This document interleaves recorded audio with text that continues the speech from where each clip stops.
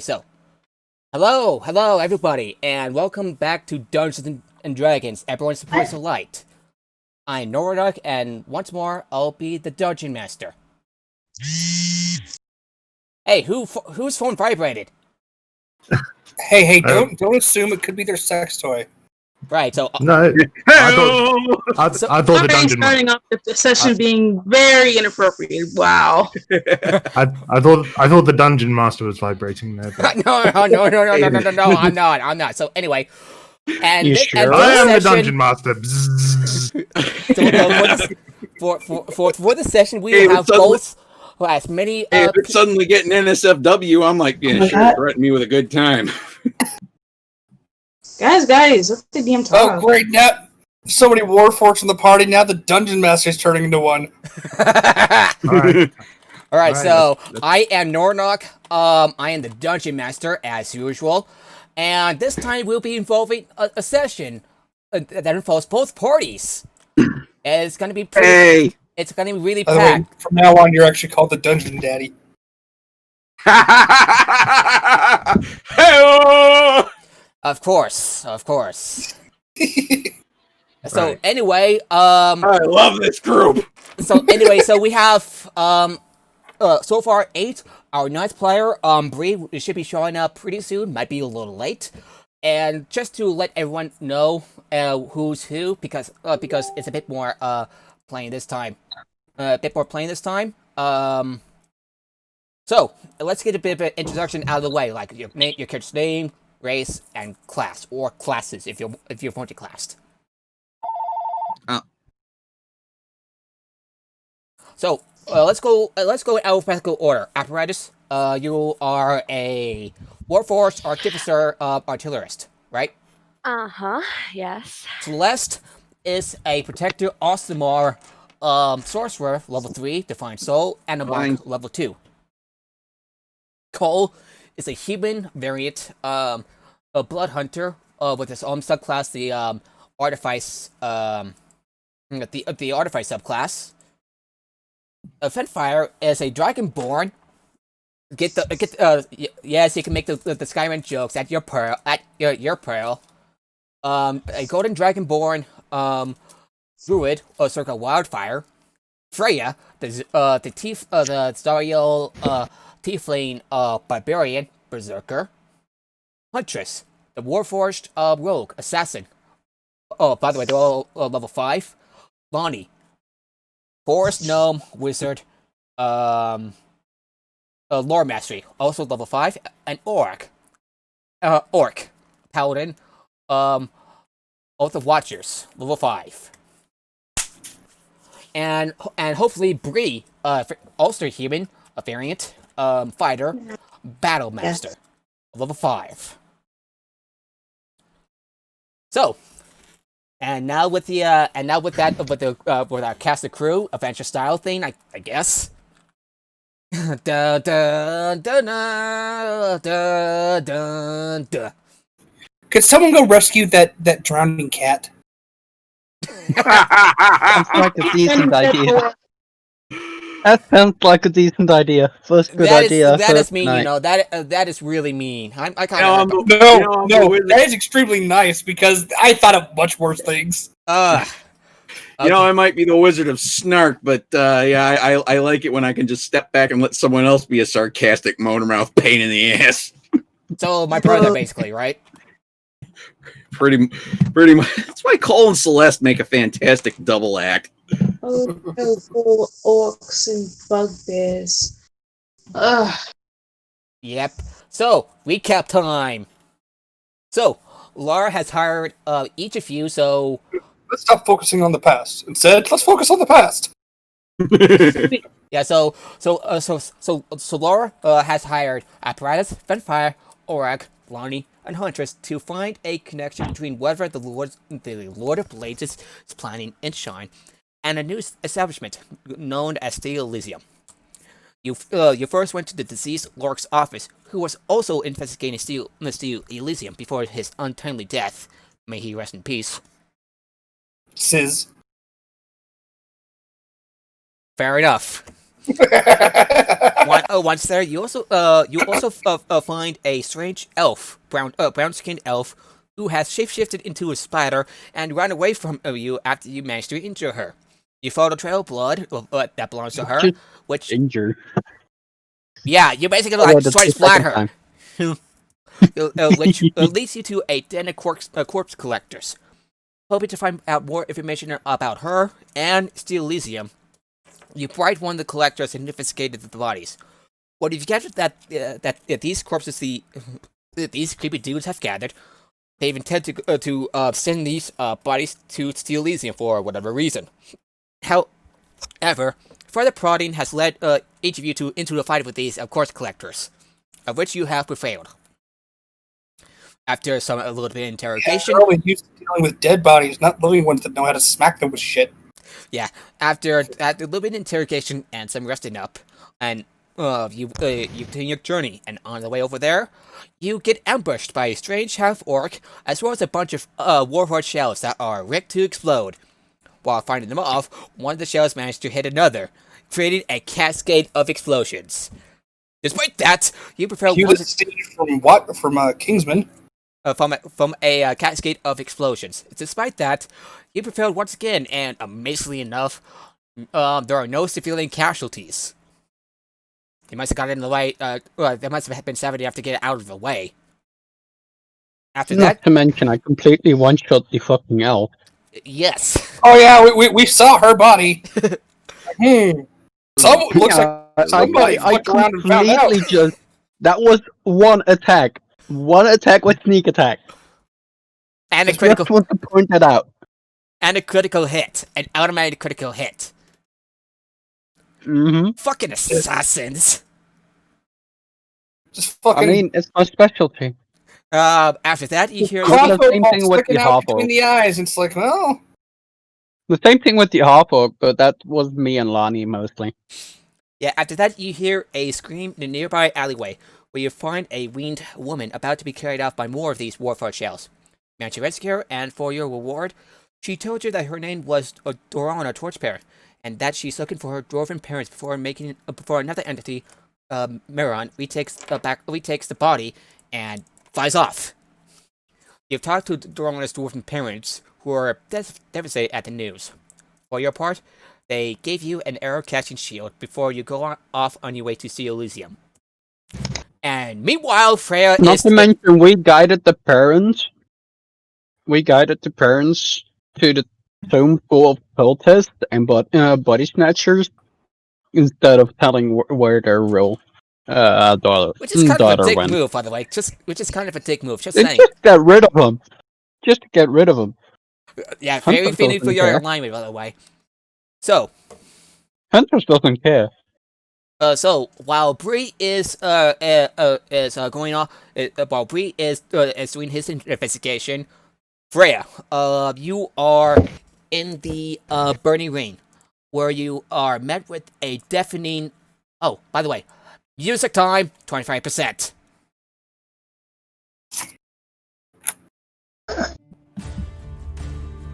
Ooh, Brotherhood. Yeah. So Good. you are in the Burning Ring, and are met with a deafening atmosphere. Crowds gathering from floor to floor around a rate of fire, fitting the name.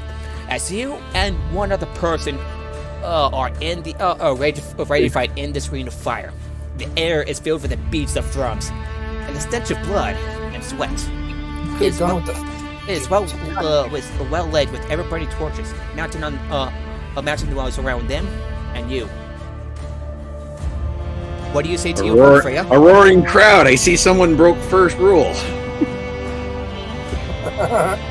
It is a rather popular establishment, but it's so outside the boundaries of law. And so, according to the Burning Ring to constantly Rule change number one: there's no talking about Fight Club. Yeah. Because First we don't rule. want you to, because there's no goddamn points too fucking popular. Still. So anyway, Freya, you see a this Okay, so give me a second. This guy, this heavily muscular guy, covered in like hides of animals, with a gray axe at hand. his teeth snaring at you. What do you say to Kick him? him in the balls! What do you say to him, Freya?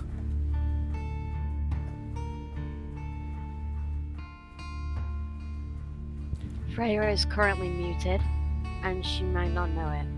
Oh, no. I said, could you repeat that? You broke up just now.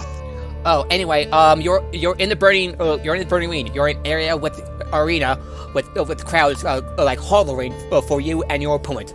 A man, very muscular man in hide armor, brandishing a great axe.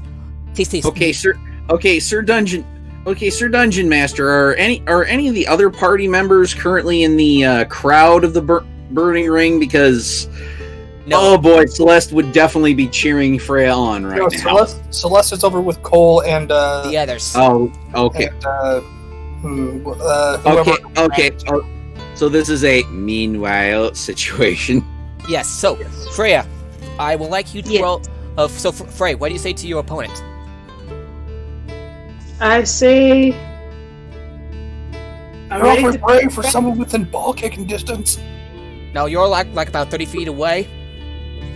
Yeah, and that's within ball kicking distance. Movement is 30. Alrighty, Freya. Once you said your piece, or when you say your thing, I would like you to roll initiative. Okay. The crowd hollers as both of you ready to fight.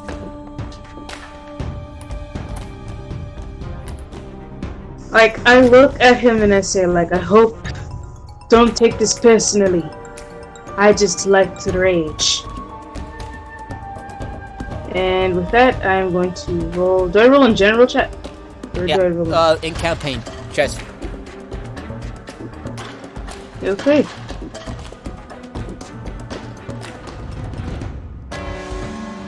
What's my plus for initiative? Your plus modifier. next modifier. What's my dex modifier? Or Let me check. Dex modifier is +3. okay.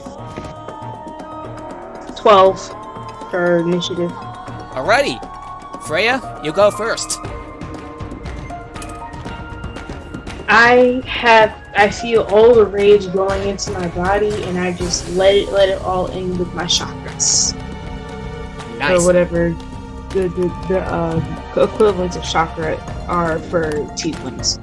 Yeah, so you let the power of the battlefield plane flow into you, and you infuse your rage. Yep. So, because I'm going to rage and attack with my hammer. Which hammer? How many weapons do you got? I think I have a lot since I'm a barbarian. I have a lot of great weapons. All of the melee weapons in all of the land. Yeah, I have melee weapons. I have one longbow, and I have like a great hammer. Yeah. How much does it? Warhammer, not great hammer. Warhammer. Yeah, Warhammer. Alrighty, you pull out the weapon that does the highest damage, and you charge in, and I take it you attack. Yes, I'm going to roll for attacking, and I'm going to roll with dex. Do I roll with dex or do I roll with strength? Strength. I'm gonna roll with strength. Plus your proficiency bonus, and then I can't remember. Do you get a bonus to attack when you're raging or not? No, you do for damage. I think I get a bonus when I'm attacking with rage, because rage is also my bonus action. Alrighty, so what's your total attack? Oh, by the way, you're a level 5 barbarian. That means you can attack twice. Oh, right. So I think it's +2 for my rage, and it's +3 for dex. Yeah, you add your strength modifier, which is +5. Your strength modifier, not your dex. Okay, so plus rage, plus dex, and plus strength. Is that right? No, Not plus dex. Just strength. Just strength. My bad. So plus my rage plus my. Okay, so it is strength modifier plus proficiency bonus plus d20. Yeah, so total of plus d20 plus 8. Okay, plus 8. I'm bet. I just want to make sure I'm getting everything right before I roll. So That hits. Roll your damage. 14. Okay, so Which will be... Is it a magical weapon? I don't think so. Then it's D12 plus strength modifier plus 2. Or wait, plus... level 5 plus... Yeah, plus 2. So it's D12 plus 2? Plus your strength modifier. Yeah, so d12 plus 5. 7. Okay. No, D12 plus 7 because of the rage. Oh, That's right. let me do that. D12 plus 7. How's it working? Let me do that again then. Let me try to roll d12 plus 7. There we go. You just add Okay, roll. so... Okay. Yeah. Just, I was getting ready to roll. Yeah. It's exclamation point roll, and then d12 plus 7.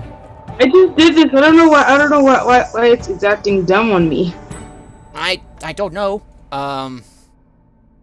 You might have to retype the message. Yeah, retype. So basically, exclamation point roll, and then d12 plus 7.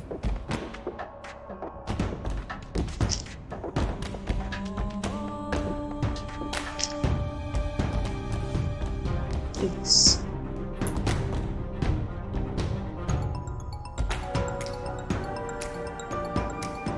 13 points of damage. Whack! You whacked him in the chest quite hard. That you whacked him in the chest. Go ahead, okay. I whacked him in the chest plus my rage.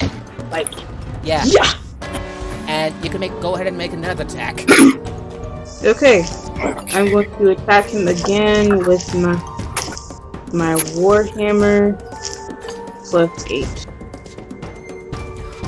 Oh, dirty 20. That hits. Warhammer's only D10. I thought you were attacking with your great axe.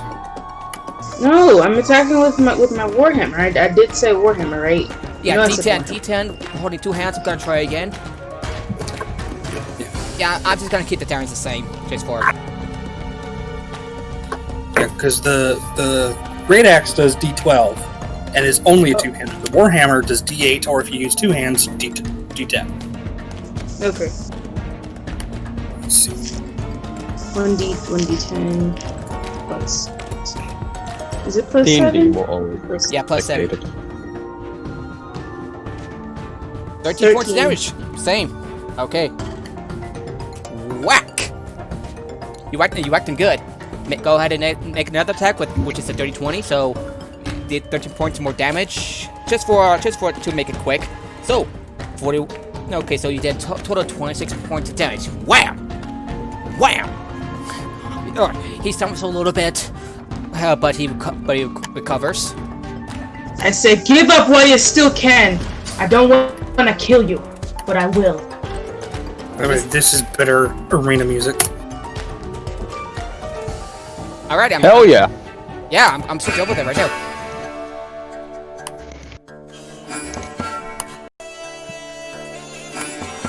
Like Freya is not afraid to kill people if she feels like she has to. Even though she really doesn't want to, she'll do it. Yeah, you're Like, not going to kill him. This is just a a thing. Just like in, in ancient Rome, the gladiatorial matches generally weren't killing each other. All right. The gladiators of ancient Rome were basically like the. With me. Yeah, the gladiators. Picking up your shit. The gladiators of ancient Rome were basically like the WWE superstars of their day. Yeah. So Except for those are kayfabe. Oh, well, you think they didn't have kayfabe in ancient Rome? So this guy is going to use reckless, which means he's going to attack with advantage. Does a 12? Yeah, 12 misses. He's used his great axe at you, but He attacked with advantage and still got a 12. total, yes, he misses. Cole teleports there for all of 2 seconds and points and laughs. And then teleports back. Nelson laughed. Alrighty, it's your turn now. The crowd continues to holler.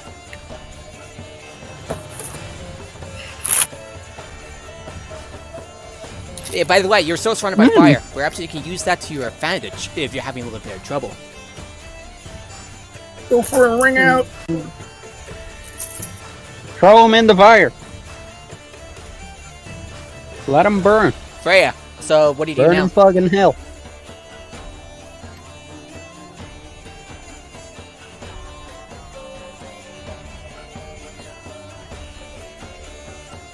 Pray?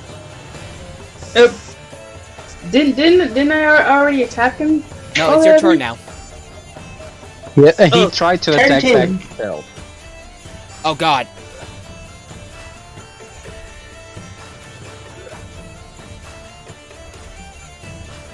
Alright, so Freya, so, No, okay, now it's me, okay. okay, so it's just between you and this guy. And by the way, Okay. I should bear repeating that you're surrounded, you're in a ring of fire. I'm in a ring of fire now? You have been. Burn, burn, burn, here, burn, burn, fire. Oh, good to know. So, what will you do now? You're in the dark side. Control flames and burn my enemies alive. What level? Look. I hate myself for not knowing these things. Hey, I did say say Arena of Fire like a couple times. No. It wasn't about the ring of fire. I was gonna ask if I could do hellish rebuke, but I don't think I can do that just yet because I'm not at that level. You're not quite close to the edge, but if you get him, if you push him far enough, Throw him! Yeet his ass. If you're 5'2". Can I try to throw? you can shove him. You can use your attack action to shove him. Okay. I'm gonna roll. All I'm gonna do is roll d20 to shove him, right? A good shove. Athletics. Yeah, athletics check. I'll make a contest. Okay. 1d20 plus my athletics. What's my athletics? Again? You rolled a 22. What do you roll? My. Oh, by the way, you can roll d6 and okay. No matter if you have a d6. Are you trained in athletics? No, I train in dexterity. So. No, the skills. So there's a certain number of skills you're trained in. Based on your background in class. And race. Yeah, I was about to say sometimes your race too. Gosh, Connor, why are you such a racist? Hey. Well. Unfortunately, he's able to like push you back to your spot.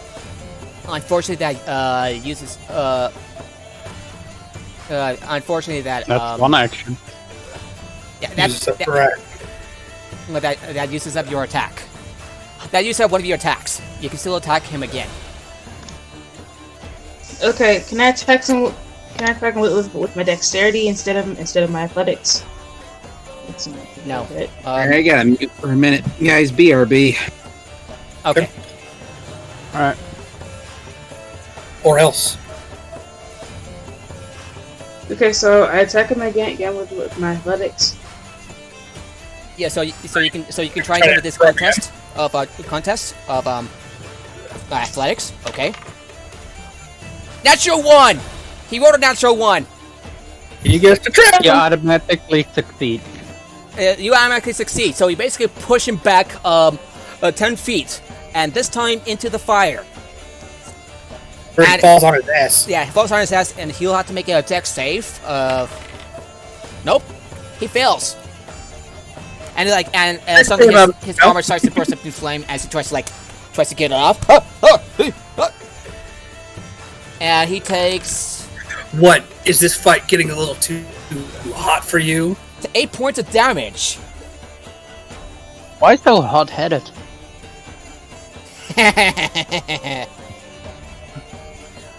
The flame just laying on the glimmers ground, in my doing my eyes as I exercises. watch him burn. I don't know they show these classified sick burns.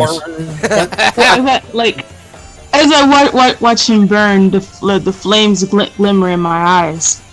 This is fucking lit, man. Ready, it's his turn now, and he'll try to make a dex save to douse off the fires. 8, and unfortunately, he'll take another 2d. 17 points of fire damage. That's better. Yeah, but he'll try to attack you again. That's an 18 hit. Wait, that's a 23 hit. Did the 23 fucking hit? Of course it fucking does. Yeah. Yeah, so he slashes at calm you down. with his great axe, and No, that's the standing joke. Anytime he does anything over a 20 hit, the answer is yes. yeah, Well, he hits you I'll with have to 12 know. points of slashing damage. How much damage did I take? 12. Oh, okay. You got 62 hit points now. Jesus Christ. Come That's a on, lot the of amount of hit hit points the bar has? Yeah, I know. Dude, I'm playing a paladin in another group, and when the DM says, so does the 21 hit? And another player's going, does the 21? Yes. I'm like, no, it doesn't, because my armor class is currently 22. And everyone's like, holy shit! But my character's running around with 70 hit fucking points. save, baby. My character's got 70 hit points, and it's like, so what's everyone's hit points at? It's like, I'm at 24, so I'm good. I'm like, 24? 24? Dude, that's like a third of my hit points. Is that a wizard? Is that a level 7 wizard I'm had hearing? 24 hit points, had like 28. Jesus. But combat is still going on. Yeah. Alright, Freya, your turn now. Make him harder into the fire, I swear. Yeah, knock him in the fire, then sit on him. Cast burning hands without spells.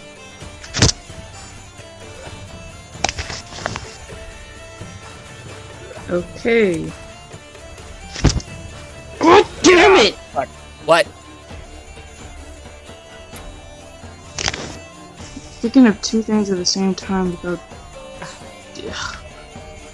Oh. Trying to think of what my next move should be. I'm in trouble.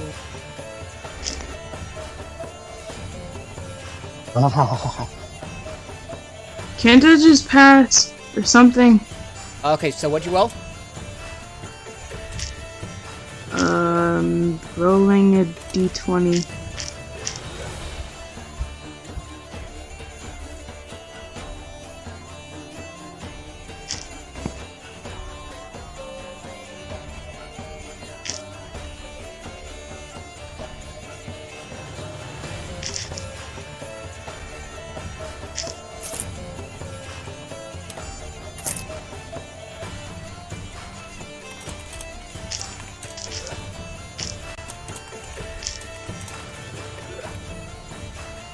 Three. Oh, 3 on what? Oh, by the way, you roll with advantage because he's using reckless prone. now. Oh, that's also an option. Remember, it's plus 8. D20 plus 8. Oh, okay. Let me try again then. No, put me back. So originally you rolled an 11, and this next roll with advantage should be Alright, I'm back, kids. a 19. 19? I believe that hits. Yeah, you hit. You definitely hit.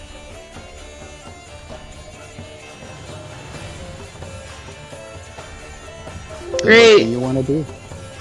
Sorry, just just doing a couple things for the file. So, what's the damage?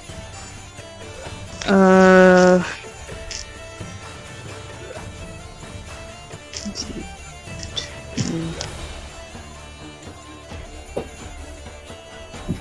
12. Plus your strength modifier, so 17.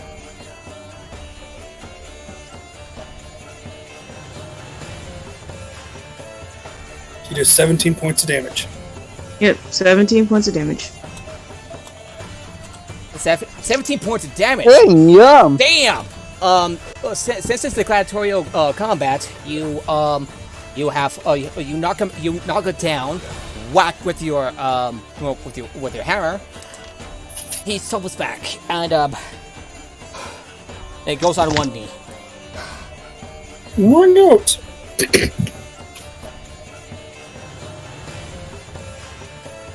Again.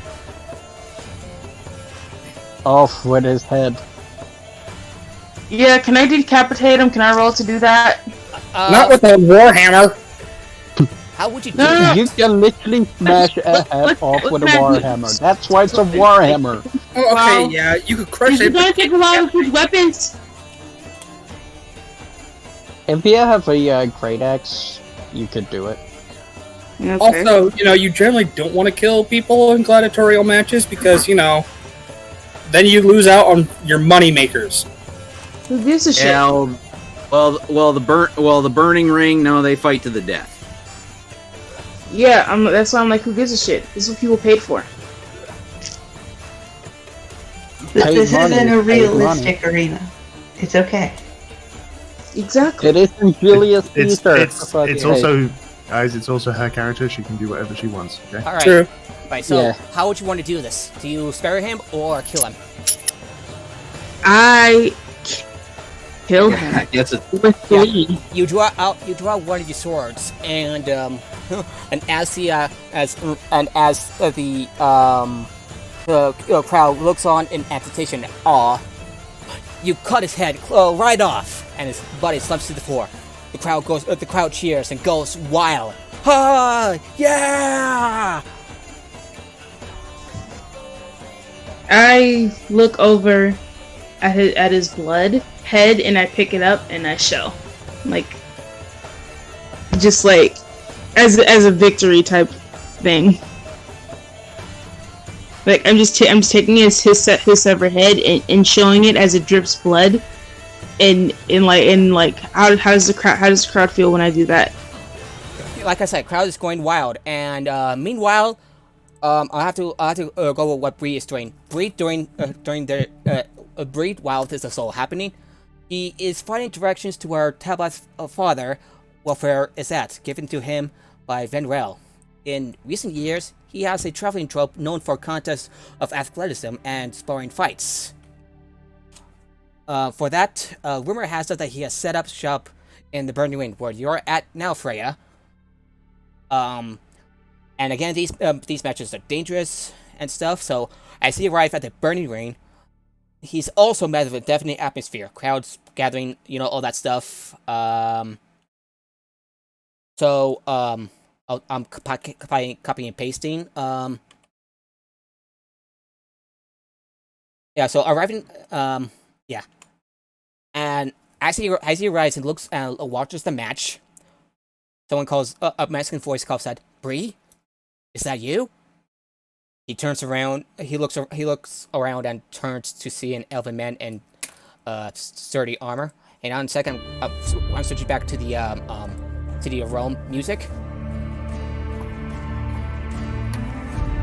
He sees an elven man in sturdy armor. His red skin goes along with his angular face, and his brown hair has been tied in a ponytail. He confirms that it's him, and asks about Wolfare. Wolfare, I take you, Wolfare. It's good to see you. Oh, it is you, Wolfare explains. Wow, you have grown up rather quickly. Well, poor human. He chuckles and pats her in the back. I believe we have much to catch up on. No. He takes Bree to his room. It is rather modest, with your average bed, fireplace still kind of lit. And all right, whose phone vibrated? Yours, right? Yeah. Again, yours. All right, so he sounds in his chair and he sits down on the bench. Well, it's good to see you again. How are things from your end? They talk for a little bit. I'm letting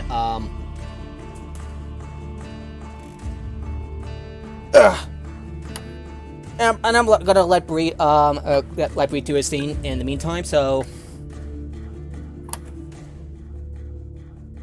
it's good to see you too. He says. I don't know. I'm just like improvising because his player's not here, so I'm just like winging it. Player's half an hour late. What the fuck? Oh, I know. Maybe you should message him. I'm messaging out what's going on from his perspective. Well, why don't you ask him how long it's going to be till he gets here? That's what I meant.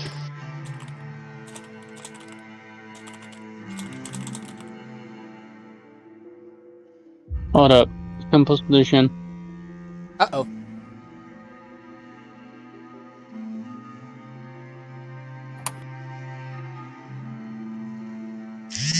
There. Boy, that vibration is loud. Indeed. Wait till you hear my phone. I'm so glad I have Alright, so Bree catches up with welfare for all the roleplay stuff. Either that vibration is really loud or that mic is really sensitive. Well, as you know, Bree, if you wanted why I have this little thing set it up in the Burning Rain, a perfect playlist for it. I am That's where that's what we're trying to talk to you, dude. I am an elf from Feronar. We are known for thriving on. Uh-oh.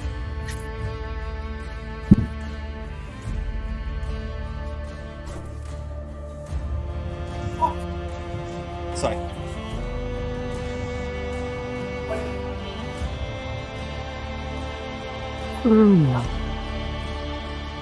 So, okay, so actually, meanwhile,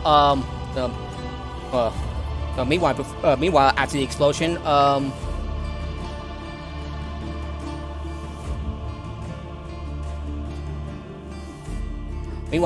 the explosion, you'll gather, the rest of you gather.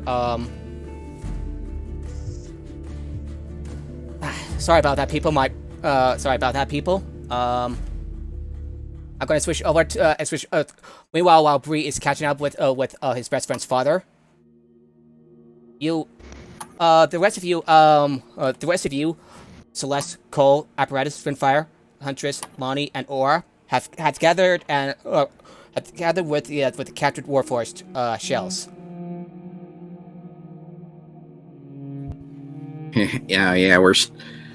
Celeste is still cracking her neck from her last scrap. Can I investigate what's left of the Warforged? Go ahead. See what kind We got of, 3 that are just tied up. mechanisms were used for the blowing of the Warforged itself. You go over. You arrive back at the scene that you were at just earlier. The guards were just like cleaning up the place. You know, gathering gathering up the remains. 24 on investigation. Go ahead. I'll roll to give advantage. I got a 24. I don't think I can get better than that. Wait. There you go. You can't get better? Maybe I should roll because of Actually, 27. Natural 20. Hey! Wait, what are Oh, we wow. running for? My headset cut out. Okay, never mind. Yeah, so, because I've got like a plus 12 to my investigation. Okay. What are we rolling for? investigation, We're but since Apparatus rolled a nat 20, No, plus 13. I got. Plus I rolled the 13. natural 20 as well. That's 25. I got 30. oh shit. So, you pretty much gather as much as you know about these Warforged shells. You can tell that this was roughly if you look at the plates, and you see like this like bits remains of like explosive attached. Mm-hmm. It was like crude, rough. As if someone had half an idea what they are doing. There's enough anarchists here in Sharn. You think that someone would have, done this correctly? What do you say to that, apparatus? Can I see if there's a brand? A brand? Mhm. If you remember, one of the tags that you see on the remains of the orc and the elf, are the numbers, and seal Elysium. No. Can I see if there's a specific brand on the Warforged as well? No, not even the sigil. It's either faded away or has scratched off. This shitty ass bomb was built by Bill Potato Face. Contact Bill Potato Face. How was my bomb making? Hash I wonder if they knew that they were giving their lives. Lonnie notes that they probably weren't truly self-aware. Did they look like they were in control of their being? If they were, I doubt they had any honor in it. Yeah. Aurak is basically sitting on the bench, spinning his sword around. Kind of like got the blade stuck into the floor and kind of spinning it around. Yeah, and as with the explosion, the whole floor that Bree and Freya were at shook, including the faces outside the fireplace at Warfare's place, as the boom echoed from somewhere close. Bree and Warfare leave the room and investigate what's transpiring in the arena. How about you wait until Bree gets here? Okay. Again.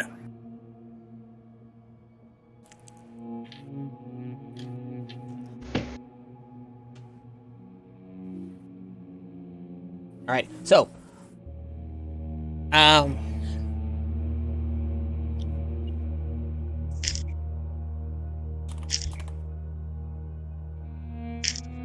Right. So, what? So, what are the rest of you doing in the meantime?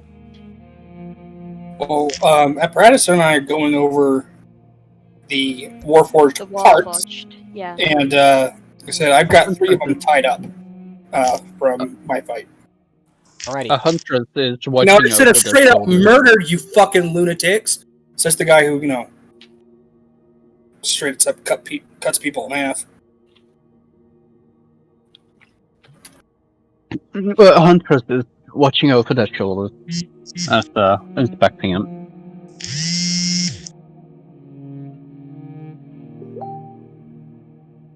Oh, fuck. I can't believe you've done this. Around the area, are there any notes, papers, with sigils or anything from the Steel Elysium? Yeah, are there any more of those, like, the things with the numbers? No. Yeah. No. The brown-skinned elf and the orc that you killed. That's pretty much your only lead. Yeah, I have their numbers. Yeah. Freya's also aware that there is an explosion going on. Do you and Bree investigate? Do I want to investigate? Yeah. There's an explosion like pretty damn close. Boom, boom, boom, boom, boom. Yeah, Bree goes to investigate, and with him he has gotten a sending stone. So he arrived shortly after you all gathered together. He and Freya. Yes. Yeah. He walks in. Yeah. You see Brain running with his full plate. Yeah. With everything on him. Stop talking over people. Someone else was trying to say what their character was doing.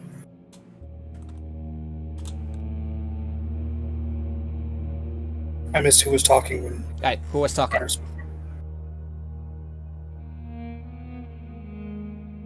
I gotta get to... It's almost... Yeah. Nope. bodies. So Freya, you and Bree have caught up with the rest. Okay. So so Freya, you see like several other people just like looking over at some of the what appears to be remains of Warforged and the remains of a brown-skinned elf, white hair, and an elf, an orc adored in trophies of all sorts. This is a strange day for you. Okay. Okay, so Bree looks on a little bit in confusion and asks, "What the hell happened here? What in Kaiba happened here?" Lots of shit. We're not I too mean, sure. I only killed those two, and I point to the elf and the orc. They did the other. And I pointed Lani and Fenfire. Okay. If they were not using their own volition, do you think somebody is trying to create an army? Well, didn't you say that there were body snatchers earlier that you were dealing with? Corpse collectors? Corpse. Oh yeah, we found a bunch of them, and kind of took care of it. I'm sure those here that are Warforged already know, of course. But yeah, I'm going to mansplain this anyway, or humansplain this anyway. The sigil on a Warforged, the sigil on a Warforged head, that represents their soul. If it goes bye-bye, they are effectively dead. The same way that if you crush a I mean, these are flesh pretty much bag's mind, their body may still be alive, but they are effectively dead. That's what's going these on. were pretty much just senseless beings. Can I roll a history to see if I remember if the lights on the head were on when we That would be a straight-up intelligence check. Yeah. Intelligence check. Okay. About whether or not the Warforged eyes light up. Yeah, 24. Another natural. That's a 19. So. That's 19. Yeah. Definitely, their eyes still lit up. And as you recall, these shells, although their eyes kind of lit up, they're a little dimmer than usual. So they're not being. Dimmer. They're not basically reanimated Warforged. That's correct. Whatever the Warforged equivalent of undead is. The fact that we're dealing with corpse collectors. Wait, are you saying these might be undead Warforged? No, I'm saying that something's taking their equivalent of souls and trying to put them into fleshy bodies.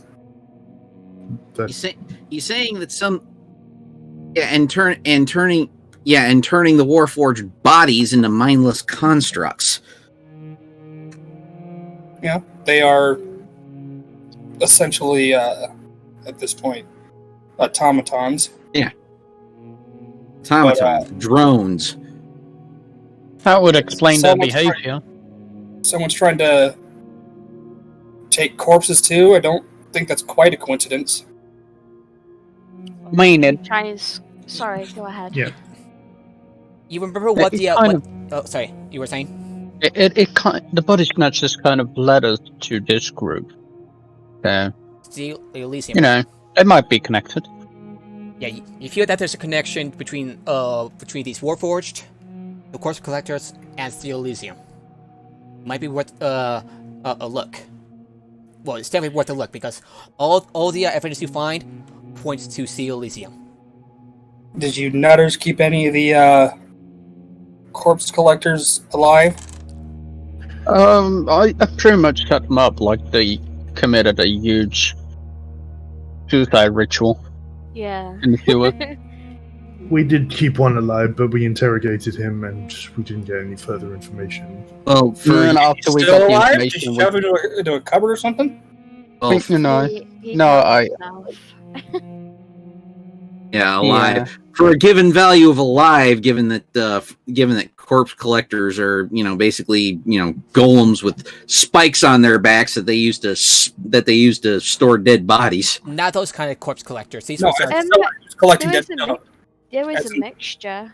There was dwarves and everything in the corpse Dwarves, collectors. halflings, goblins. Yeah, these are corpse collector to them is a title rather than an actual being. Mm. Oh. There was two. Those cultists kind of corpse. watching because over. I was actually thinking of the Monster Manual 3 construct. That's basically like a Warforged like golem that has these spikes on its back that those spikes that they put little menu chits. Put little Yeah, we're menu kind of straying chits on. from the we're kind of straying from the point here. Yeah, corpse collectors do that, but with dead bodies. Mm. Right. I suggest that we. There were two cultists with the corpse collectors, and one of them gave us the information that they did bring, in fact, bodies to the Elysium. Yeah, I suggest that one day we scope out the Elysium and see what is going on there. Yeah, Celeste has been babbling this whole time, and she just rolls her eyes. What do I know? I'm just the body. You feel like people passing by, just like shocked, like people still shocked from the explosion, just staring at you, like they were going to ask you what the hell is what in the Kuiper is wrong with you. I stand in front of them, 6.6 feet tall, like towering above them. You really don't want to know, and you either want to fuck off because the authorities are with us, or you're here to ask useless questions which we're never gonna answer. Okay. Fuck off. Okay, we're fucking off, and they scamper off. Thank you, hon. Hey, I'm Garrett. still reeling from being attacked by essentially mindless Warforged. I was to kill She you looks- to the city she looks killing over- the she looks actual over- living things. Yeah, she looks over Pay to a bunch of Warforged bodies that are still covered in melting ice. Actually, nice job on that. My handiwork, if you must know. How quick does it melt? Well, I'm referring to the group of Warforged drones that that Celeste ice knifed in her last session. Took them out with an exploding icicle. Huntress is asking about the ice that's encasing them. Oh, yeah, sorry. How long till it melts? Yeah, you look at the bodies that Celeste has taken care of, and they're dead.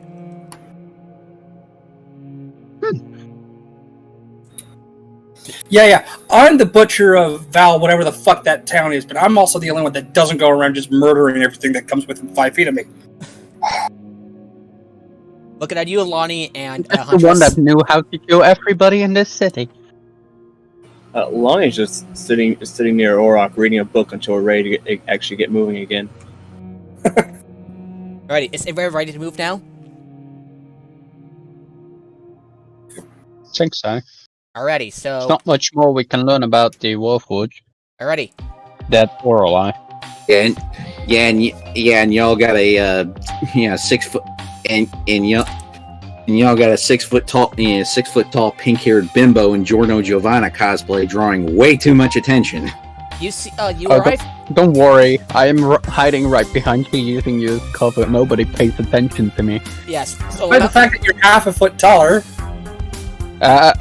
I rolled stealth for 24, don't worry about it. okay, so an hour or two has passed, and you arrive at the City of Elysium. You see a building made of solid stone, no windows, with only two doors. Walls, floor, and ceiling are plain granite, but expertly smoothed by the worker robots. Appears to be like fair-faced concrete. And above the entrance, the words "Seal Elysium," resplendent. The variety flickers in blue and purple. The music that hammers from the entrance sounds akin to a construction site. So nice for these people to, put the name of their base right on top. It's like a bar. It's a bar. Do we wanna just bust in the door, or No, or we gonna Someone knock? could knock. You see two of these shells just like looking at you, but they do nothing. They appear to be just guarding the place. Just nobody causes any trouble and like. We're not the droid. Yeah, you're looking for. I was They're talking just to the group. bouncers. They're just bouncers. Yeah, We walk in like we were expected to be there, and they will let us pass. Yes. A Bavarian fire drill. When in doubt, act like you own the joint. Didn't the corpse collector say something about a back door? What? A You're back like really door. quiet. Hey, now I gotta adjust the volume on your thing. So what'd you say? Like I've got her at 200%, and I can still barely hear. Yes, she has a mic problem. That's why she can't talk louder. Yeah, I'm sorry. All right, adjusted the volume. So what'd you say? The corpse collectors said that they used the back door to transfer off the body. bodies or Yeah. something. However, the back door seems to be heavily guarded, and the door appears to be a bit you couldn't even tell, but it appears to be a bit locked with sturdy locks and everything. No way you can get through that. Do not Don't say nobody. Never say nobody to a group of 8 players. Nine characters, about 9 characters, but yeah. Bree needs to get the fuck in here. Then it's 9 players. True enough. He's No, almost he's an hour online. late. He's just gonna. And he went offline again. He just never answers. Yeah. This is why I've only played 2 times with Bree, of which 1 time was a 1-shot. Yeah. Do we have anything that could put to sleep these guards? Nope. If anybody could charm them, I can take control of them, and I point at the little metal round that is hidden underneath my hood. No, doesn't seem to be working on them. You tried it out on. Nope. No, they have to be charmed in any way first, and then I can use it. That's what the object says. Mm-hmm. And I have 3 of those. Does the sorceress have any charming stuff available? Bree just walks. Actually, Bree walks in the front door, enters the place. I hold up 2 of the crowns. Celeste looks over. Anybody wants. Cole, are you asking me to seduce someone? And she leans. Hey, she leans. Someone's already gone inside before Bree did. Remember when we got there? I say we're not the droid you're looking for, and walk in. Yeah. Basically, these shells just allowed him to enter in without any problem. And of course, Celeste is also a woman of high status in Sharn. Despite I'm pretty despite sure her, Huntress despite taken her down reputation, one, though. despite her reputation for spreading her legs. Yeah. As Bree enters the establishment. Do you follow him? Yeah, as long as it's going. No, in. I am I'm done following being out here. Cole, who's already inside. Alrighty. So who's with Bree? Celeste, she can always go for a drink. Alright, Celeste, Lonnie, who else? If You know, the rest of me. if the rest of the party's Oh, and going also, really, if Celeste does need to seduce someone, she does have charm person on her spell list. Yeah, and I have the Crown of Incepted parts, so if there would charmed creature within 20 feet, I can take So- control of them. So let's be sure. I got Bree, Celeste, Lonnie, who else? I'm gonna smack you. The whole party is going. I'm telling you. Yeah. that I went in a while ago. Okay, Cole. All went in first, and you are completely ignoring that. Yeah, they don't have to keep track. So, all right. So you'll go in, and you see a winged bartender serving beverages at lightning speed, steady in a circular bar in the center of the room. She nods her head to the beat of the music which plays above. The balconies overlook the crowded room. From there, smoke cascades down akin to a waterfall.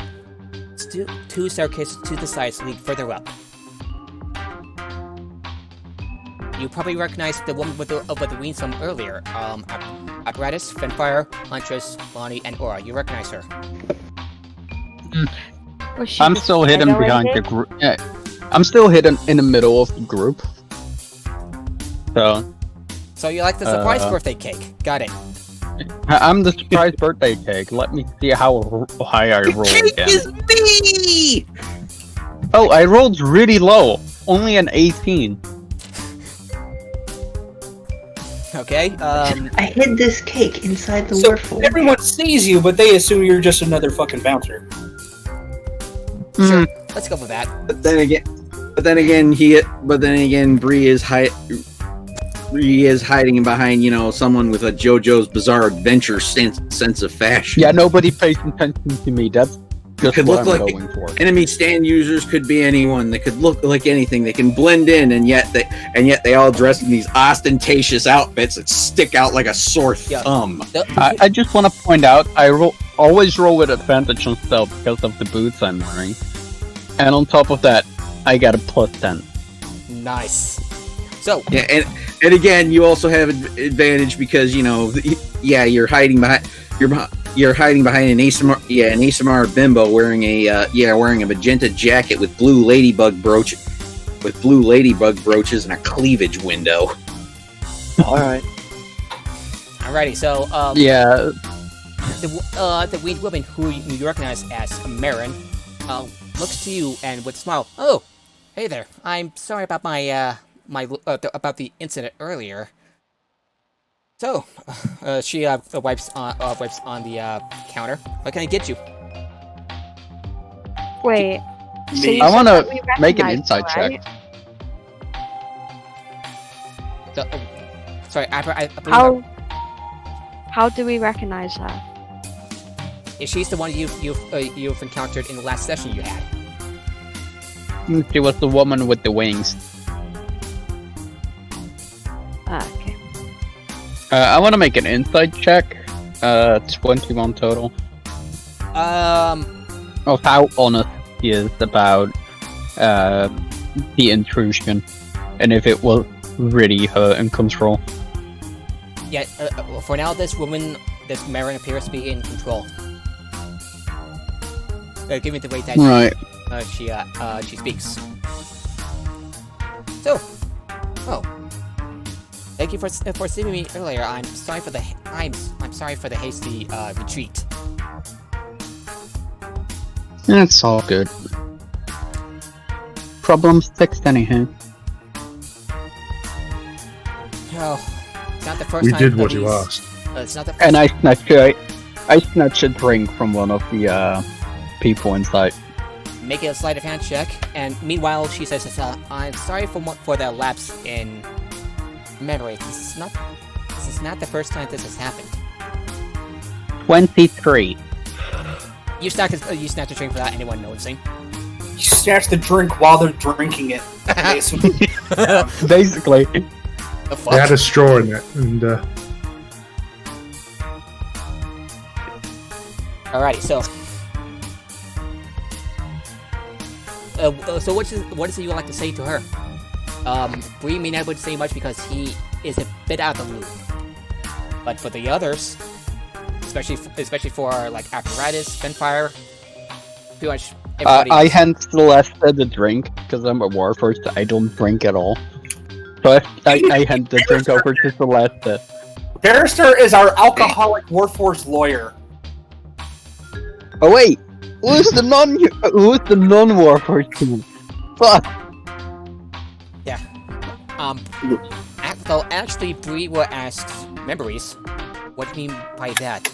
Are you saying That's correct. Though there appears to be some bit of some quirks. Connor, tell Alexis to get on. I am. He's over an hour late, and it's... I know. We're just gonna assume that Bree's just not gonna show. It's already the first time. Let's just keep going. Yes, would you like to know more about how our establishment works? She asked with a smile. Well, you take bodies, I know for that. Yeah, how does that work exactly? Do you And I'm saying it loud without a enough. soul? One at a time. So, well, Radix is the head of the Elysium. In fact, he is the Elysium. He operates a machine called the Elysium engine. See, it creates bodies like mine for Warforged. Of course, we buy. Call it! I fucking called it! They're using the bodies to put in the Warforged equivalent of souls. Yes. Okay. Yep. Let us continue. Sorry, no, that's part of my... My guy kind of comes across as a conspiracy theorist. So whenever he's right, he goes, ah! Yeah. However, the engine needs bodies, corpses for material which Radix has purchased, and in fact, if she looks at you, Apparatus and Huntress, if you're interested in a body, you can buy one for about 100 gold. Which I can give you a queue number and permission to wait backstage until you are called. So far, about 535 Warforged have received a mortal body from Radix. Either that or they're in the queue for a body. Yeah, so what happens with the bodies of the Warforged? That's what I'm interested in. Yes. I do not know. Well, let me tell you what happens. They used to help protect the establishment, as far as I can tell. Then I take back what I just said. Here, do not say that. I quickly walk outside to the door and drag one of the Warforged that's standing guard back inside. You see, if we hit this thing, it explodes. Explodes? What do you mean? What do you mean? You want me to show you? No. You're damaging property. Oh no, I'm not damaging anything yet. Sorry, did you just say this Warforged is property? Because not even Kenneth says that. They're mindless. So? Oh boy. I'm not mindless. So you're admitting to slavery now. Oh I boy. think the city guard will be happy to hear about this. Does this one have a bomb on it? No. Who set up these bombs? I don't know. Someone who doesn't know how to fucking do it. That's for goddamn sure. I'll have to talk to Radix about this. Can I roll? Radix, you want to be Can I talking roll an about insight to see if she's generally like? Please do. Please. Do you want me to do it? And everybody just make an inside check. Can we roll? Nobody. Yeah, Bree is also gonna roll an inside check. Let me look, get his character sheet up. Good thing I got his character sheet up. the character's not even here. He rolled an 18. Bree is Bree, 27. the character is with you. Holy What I rolled. is it? I rolled 19 on insight. I rolled a We know exactly what she is thinking, what she had for breakfast and everything. She's like, she had no idea what's going on. She's been whacked with all these new revelations and information, and she's a little overwhelmed. Yeah. Oh yeah, I can pretty much assure that your old body is either slaved or exploded. Yeah, I could recommend a lawyer. His name is Barrister. He's kind of kooky, though. If he brings up John Connor, just nod your head. Well, actually, this would be some pretty prideful information for the dark, or even better, it would be amazing information for the Boromar Who clan, set up these bombs? just to get you in trouble. Who set up these bombs? That's what we're asking. I don't know, you tell us. yeah. I did hear that Basher,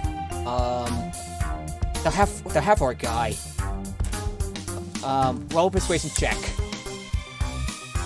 Who exactly? Whichever has the highest in persuasion, and it's free. I got a 16 for intimidation. Okay, Yeah, someone roll needs to roll. Intimidation, I would Okay, get a 17. Yeah, someone roll persuasion. Yeah, looks like Celeste. Yeah, looks like Celeste is up. You know, Yeah. cap charisma score and everything. Yeah, Bree rolled a 24. Oh. Okay, so it sounds like it is Basher. Was there anyone else with Basher? Is it Ina? There was an elf that I've been Yeah, she got a calling. plus. Yeah, She got a +8 on that roll. Oh, Natural 20. yeah, I nat 20 that persuasion check. That's a 20. That's a 28 all day. She like takes a step back, heaves. Yeah, she's confused. She looks confused and shocked, and she mutters an apology and vacates her post. The fuck do you think you're going? Aurak goes up and attempts to grab her. She walks a little too fast. A little too fast. Hold person before she gets out of 60-foot range. I have, I have the aggressive, Are you sure you want to do that? Let her tell her boss, who was probably in on all this. I have the aggressive, which basically means there's a bonus action I can move up to my speed towards an. That is a good point. An enemy of my Same choice. here. Oh. And Celeste can burn a key point and use Step of the Wind to dash. Just 3 people block any direction she wants to walk in, because I can use my bonus action She to stops in her dash. tracks as the 3 of you, stuff to front of her. That any one of us could catch her without too much problem. I Okay. can cast Expeditious Retreat as a bonus action. We got the monk who could do Step of the Wind. We got a rogue. And an orc with you aggressive. don't- Oh, by the fuck with gods! Oh, you. Just give me a moment. If you want to speak to Radix yourself, just speak with the Warforged sentries here. Actually, Alright, hey fuckers, we want to talk to Radix. okay. I want to talk to her too. So I don't think she's. She's not Do you leaving. feel safe enough to be with her on your own? I say we take her with us. No, there's about to be a fuck ton of violence, I bet. This is generally how these things go. I suppose. Nah, if she gets annoying, I can always just slit her throat. You see, you've seen how effective it was on that elf. Stop killing people before we're done questioning them. They're not I just think- when she tries to fuck us around. Oh, I'm going to If she tries to backstab us, my rope, tie her hand in some Freya, rope. and that's and then yeah. Freya will mine. stay behind and keep an eye on Marin. If That No, works. no, Yeah. I'm taking her with me. Aw, but the barbarian likes to be a babysitter. yeah, she insists. Freya, because her player isn't here, insists and will stay behind. Are we at least going to restrain her so she doesn't literally fly away? Yeah, I think Don't, she's don't, too actually- dangerous. Well, I'll help you. Just do not cause any trouble. I can take you.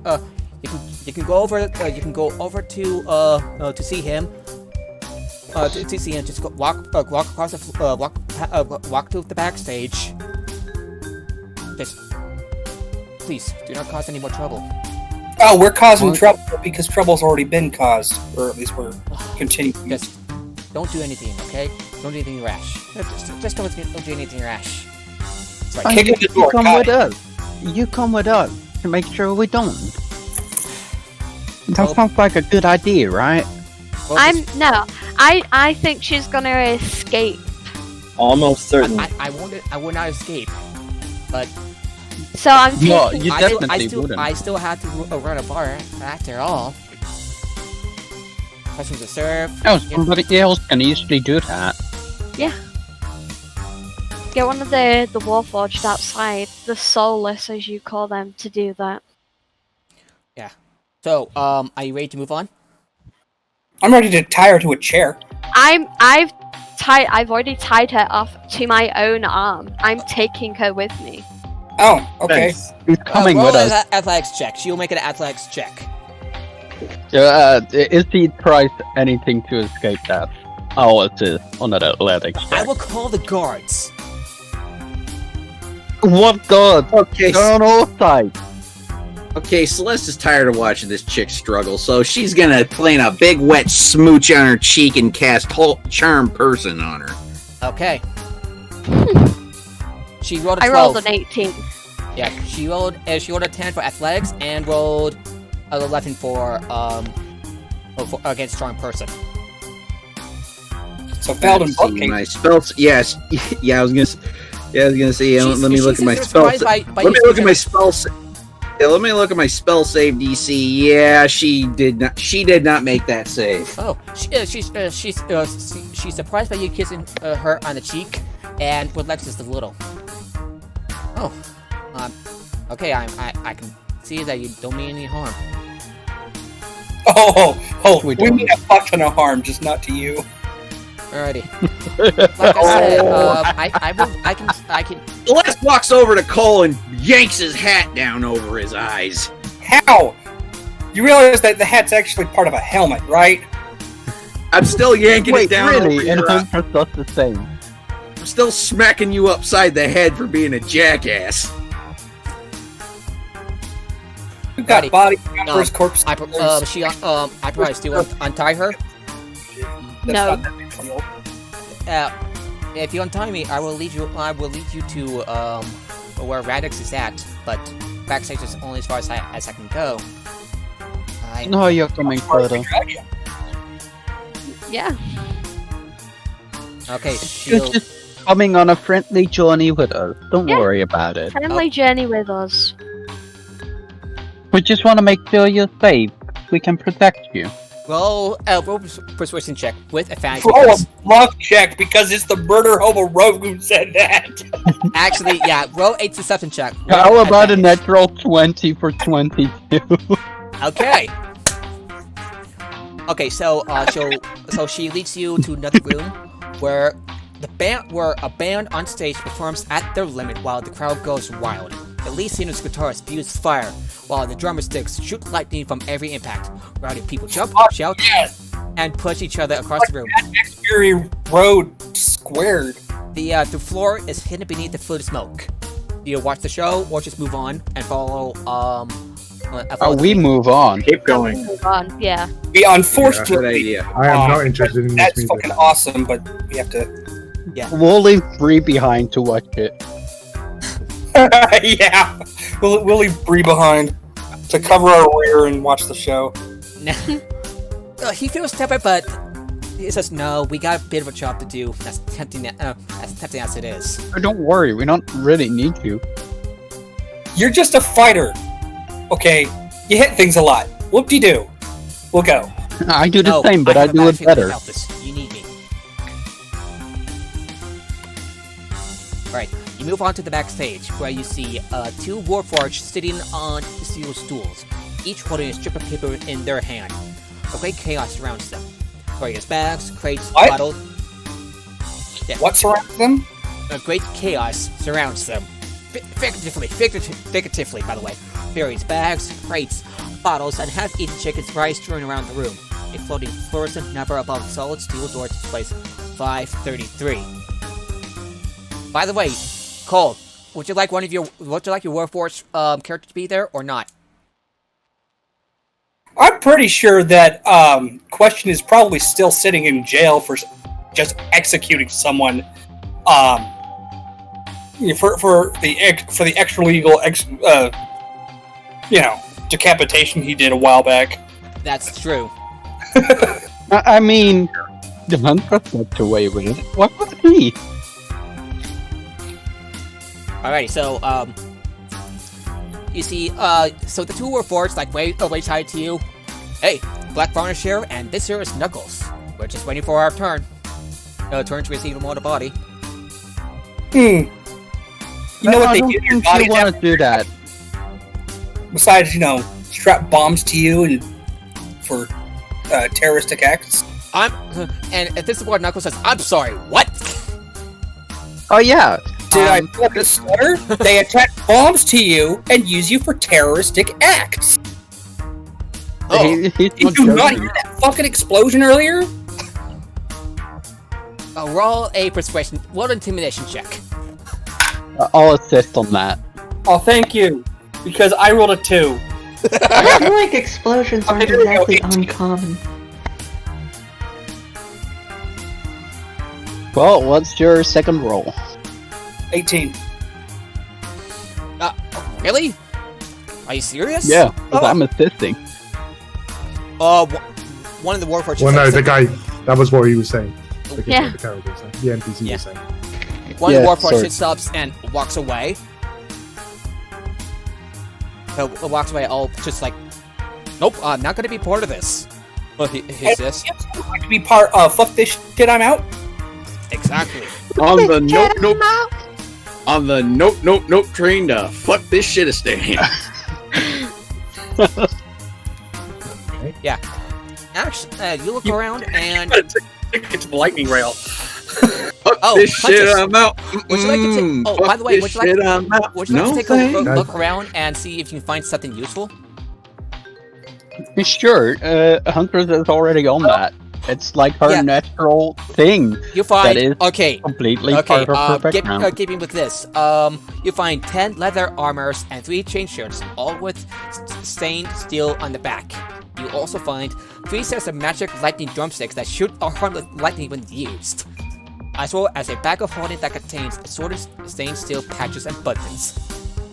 Oh, I'll copy. take the bag of Can I holding. take the buttons? Yeah, sure, I just need the bag. I'll add a bag of holding to my inventory so I no longer have to worry about anything. I just like giving out these bag of holdings like candy. Alright, so I'm typing it down. The other Wait, Warforged seems a that's little- the only useful shit to me.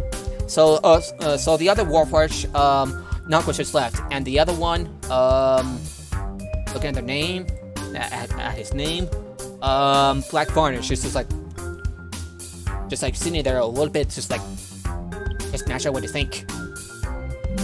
Yeah, I apologize for my teammates who just think it's okay to loot everything. I mean, they're not exactly wrong, but at this point I don't give a shit. And now even more stuff.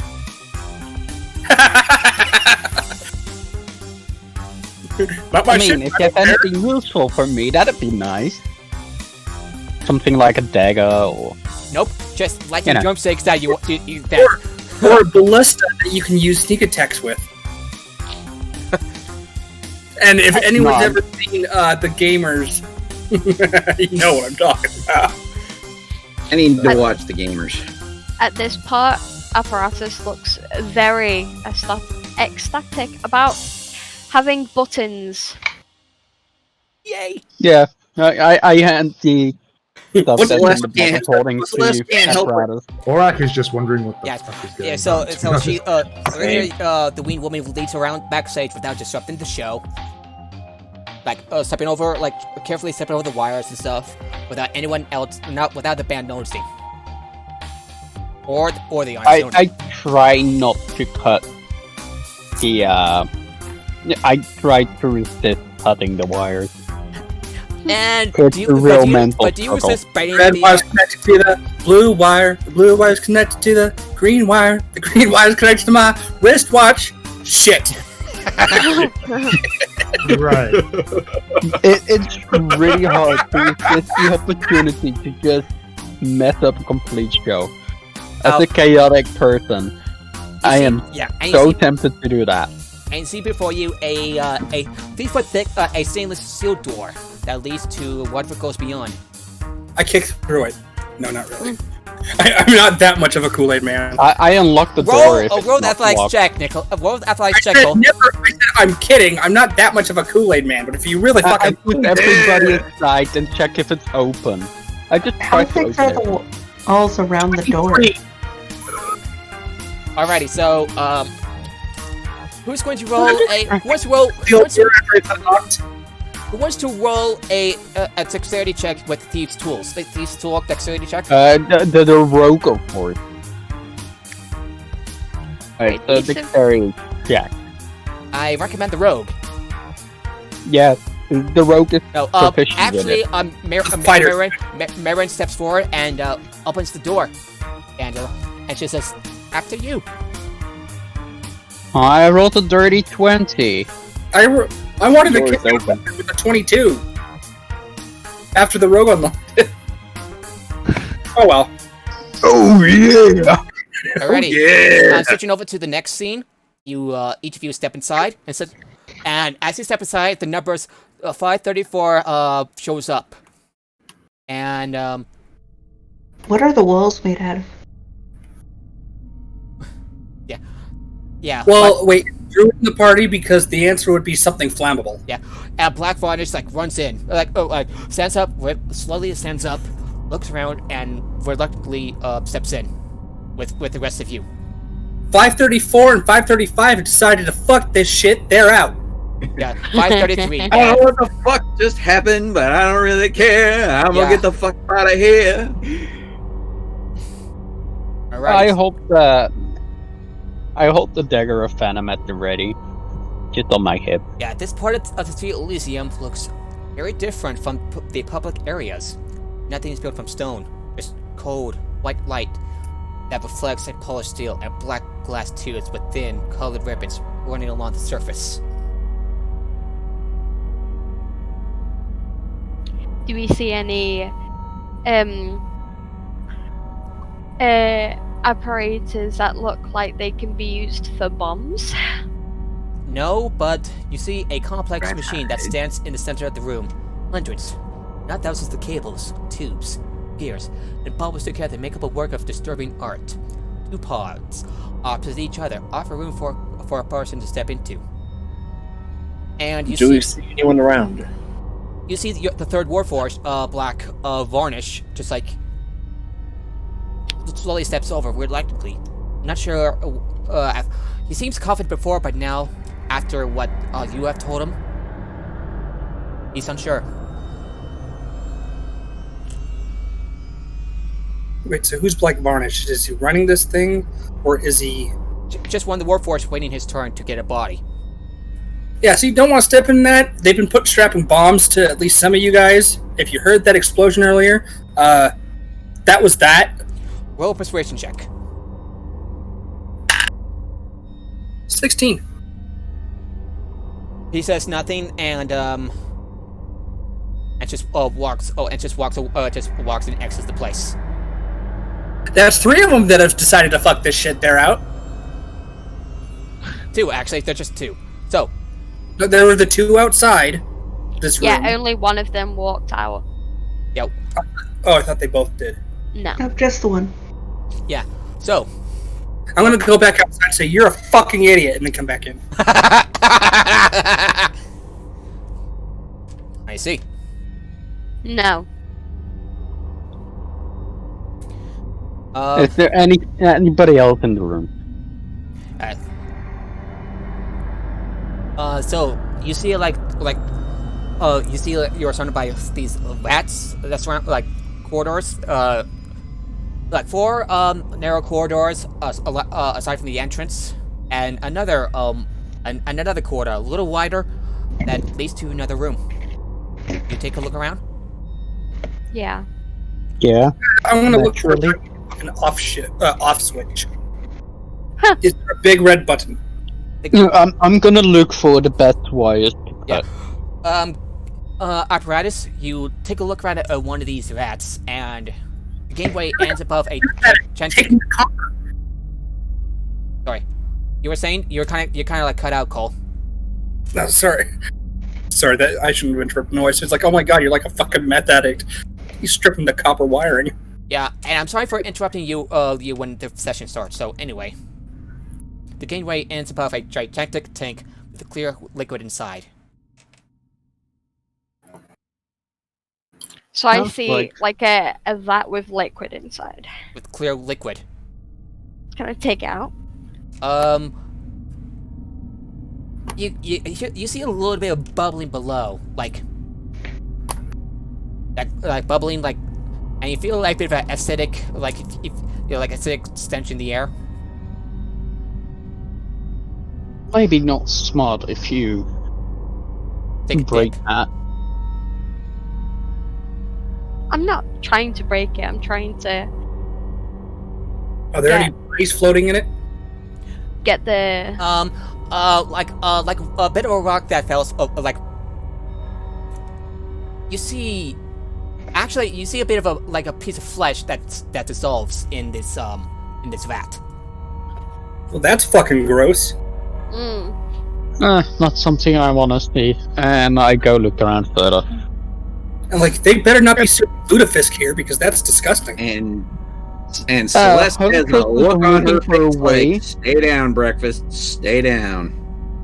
Huntress is looking for a way to just sabotage the machine by cutting some ports. Yes, because that's why you want to do it. You want to sabotage it, and not because you want to, steal everything that's not nailed down. Then steal the goddamn. Yeah. That machine. You hear Marion says, yes, this is where we process the bodies. I thought you were never here. In this room. No, she came in. She's roped to me. Yeah, yeah, and she points Yeah, to you like, no. I forgot. before. You don't want to step in that. It dissolves bodies, even yours. It's acid. I mean, I'd imagine so. Actually, you wouldn't want to use acid to dissolve a body. You'd want to use a base. It's referred to as acid. It's referred to as acid, so I'm going with acid. Oh, it still do basically acid type damage, but Yeah. Yeah, sure, it's quite based, if you know what I mean. I shoot her in the face.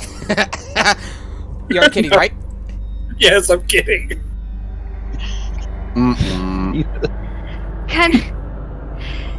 So wait, is there a? So how big is the vial that is holding some of the acid in the machine right now? I have to clarify. It's a big tank, gigantic. Right. All right. There's I'd love to shoot that before we leave the room. Alrighty. Animal crackers in my soup. You leave. You leave the vats behind, and she points you in the direction. There. If you keep on going that way, you find This is you shit. We all know it's a we. Yeah, we'll find. Yeah, my apologies. My apologies. It's you'll find Radix. You'll find Radix past the assembly. She stops herself. I should warn you. Radix has some defenses up. If you find it, be prepared for a fight. Oh, good thing I sing. Point in the general direction of where she pointed, and if he is anywhere with 120 feet, I send a message to him. Don't you have to see the person, or can't remember? No, just the general direction. I don't believe it says you have to see somebody. Yeah. Hold up. Okay. You point your finger towards creature within range, and whisper a message. The target, and only the target, hears the message and can reply in a whisper that only you can hear. You can cast this spell through solid objects if you are familiar with the target and know it is beyond the barrier. I was kind of hoping for, hey, this is your conscience. Your conscience. You need to give up and turn yourself in. Yeah. I was gonna whisper something. You'd better get out to the machine room. There's a problem. Sir, You heard an echo. No. Well, I guess that means Well- kick down the door. There's no door. Wait a minute. Is there a door? Let me kick through a fucking door for once. I haven't Kool-Aid Man through anything in so long. The door's like close in front of you as you try to enter the main chamber. And roll an athletics check since you're gonna kick it down. Well, then we're coming in. What do you roll? 23. Whack! Nothing. Fucking what? Hey, hey, Cole. Hey, Cole. Step aside for a second, and I tried to unlock it with these tools. Roll these tool with dexterity. Ooh. And then after that, I'm gonna tap the door again, and I got a nat 20. Bam! 21 total to unlock the door. Cole basically did what Watson did while Sherlock Holmes was trying to unlock the door. While just as oh man, Sherlock Holmes getting ready to pick it. Yeah, just as right as Hutchins is ready to pick it and pick it through whatever complicated locks she managed to like get to. Cole comes running in and rushes through the door. Bam! And creates a hole in the door. Oh yeah! You can still unlock it if you wish. I'll finish unlocking it and actually open the door.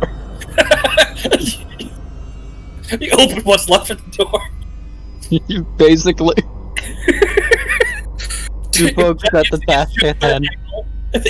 I have to finish the task. Alrighty. The grand chamber with the high ceiling and curved walls is spotless. Many writhing nets of smoke machines hang from the ceiling, from which trails of marching robots leave and enter the room. I would like each of you to roll a perception check, wisdom. Okay, just so you know, I have cast what's Non-natural 20. Bree rolled a 17. Yeah, Bree rolled 25. He stops his wait. He stops and then points to outline what appears to be outlines of hatchet. I got a 19 on that roll, by the way. Yeah. What roll are we doing? I ready my crossbow Perception. ready to shoot at the first side of combat. Yeah. I do the same thing with 22. The wing woman senses up and tries to get back, but she's still tied to apparatus. Please do not bring me over here. We have a human shield. We have a human shield. No. We have a. What are you exactly? It's not a human shield. Humans don't have wings. Never mind. I'm being pedantic. Let's go. Here's something whirling and cranking, and then the floor ahead of you the floor ahead of you like lowers, and then a moment later, out comes a large warforged like figure carrying what appears to be some sort of chainsaw. Oh god, we're fighting a mech. And here comes the Dark Souls music. You know what that means. Screw Dark Souls. Yeah, I'm hearing in the back of my head, Miracle sounds, big guts and bigger guns. Dude, I listened to that the first time last night. Yeah. I want to shoot a fireball at big guts and bigger guns. Oh, that's it was like everyone's roll initiative.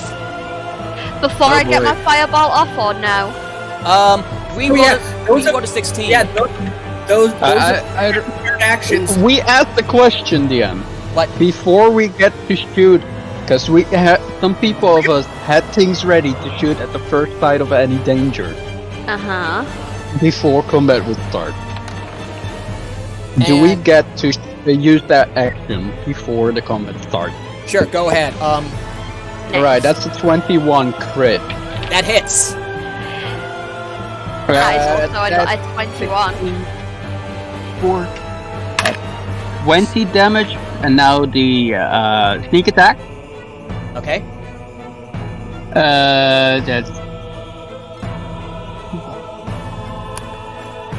That's 48 damage before combat starts. Total? Total. 11. 11, okay. This one. Alrighty, so... Alright, now I'll roll initiative. Yeah, Brave draws his weapon. Weapon ready as So we got... I also had readied force bolts. So... My shot now. See this, from the weird looking pistol thing that seemed to build itself out of my hand. Does a dirty 20 hit? Yeah, that hits. Okay. That was D8. I can't tell shit. If everybody just types in their initiative in the campaign chat, it'd be easier. Good idea. Do I add? I'll be typing it all down. So give me a second. 6 for Aura, 24 for Lonnie. 2400. Oh, I heard 2400. I'm like, there's no fucking way you got an initiative that high. Alrighty, so Finfire You watch a rogue at high level. It's a possibility. and Cole, what'd you roll? A sec. I'm still checking my damage. Fucks. Because I can't remember. Do I add my intelligence modifier to Force Bolt? No. Okay, so 11 points of damage for the Force Bolt. As soon as the platform rises, it soon managed to find itself face to face with like a bunch of bolts hitting it. Celesta, what did you roll for initiative?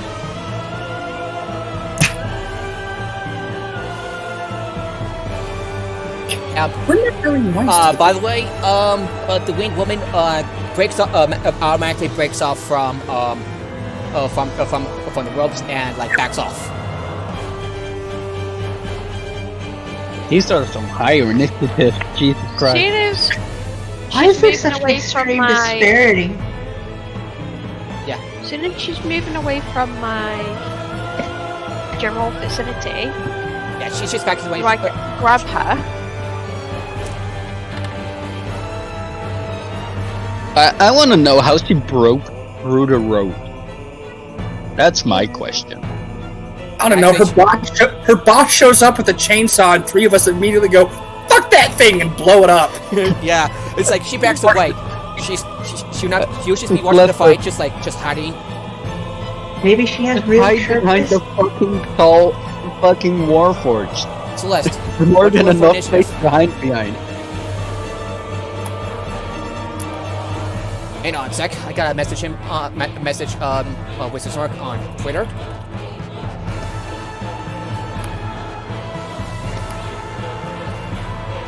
Alright, I forgot I turned my mic off. I got a 15. Okay, there you go. There we go. Just message you right as you said that. So, Yeah, Lonnie goes first. I had to turn my mic off because the phone rang. Fair enough. Yeah, I got a 15 on that initiative roll. Now we just need to know what Bree rolled. We rolled And- 16. No, And let me a check big again. chainsaw wielding. Yeah, And 16.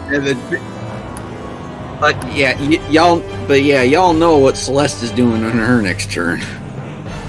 Oh. This big chainsaw wielding monstrosity. She's manning the harpoons and ice knife, throwing an exploding And ice. what did Freya roll? Probably be a Since lot more. he's here as well.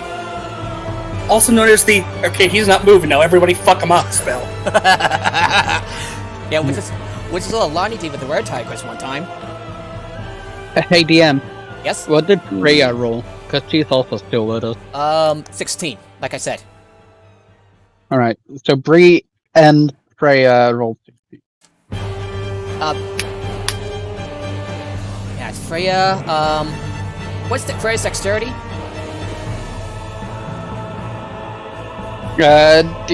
They go in the same turn, so it shouldn't be a problem. Okay, so Bree basically goes first. Go for 4. This is the list I have from everybody's initiative. So you Okay. got high, and then skip to high, medium, and then skip to low. Yeah, and this giant robot rolls a 10. Yes! I got another automatic advantage and crit on it. I mean, it's only a crit if it's surprised.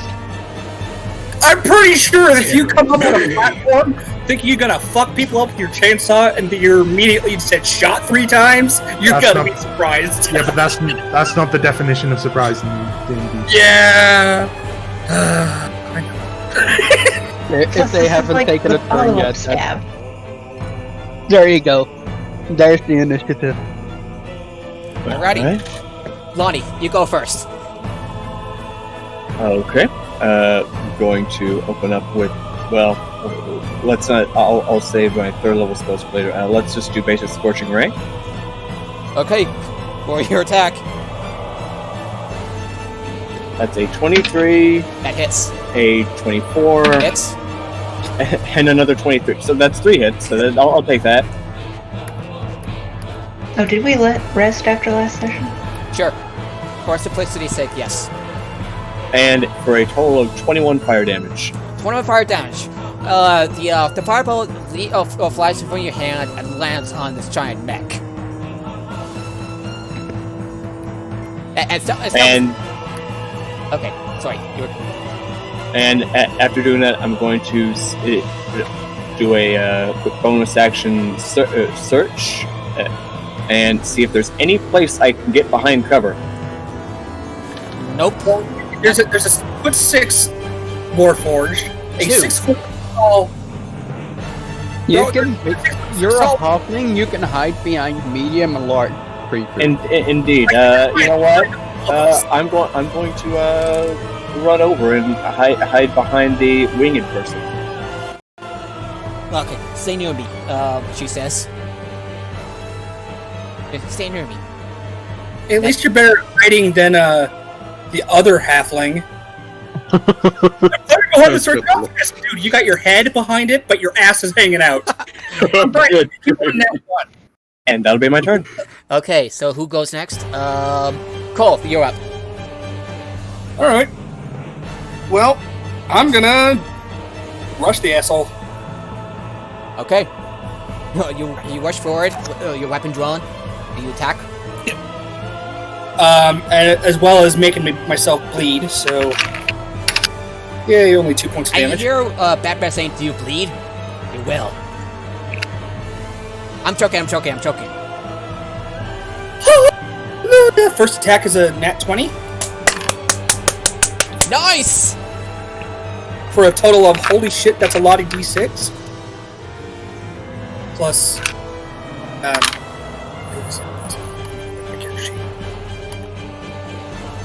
plus 7. Okay, so... I do... Damn. Okay.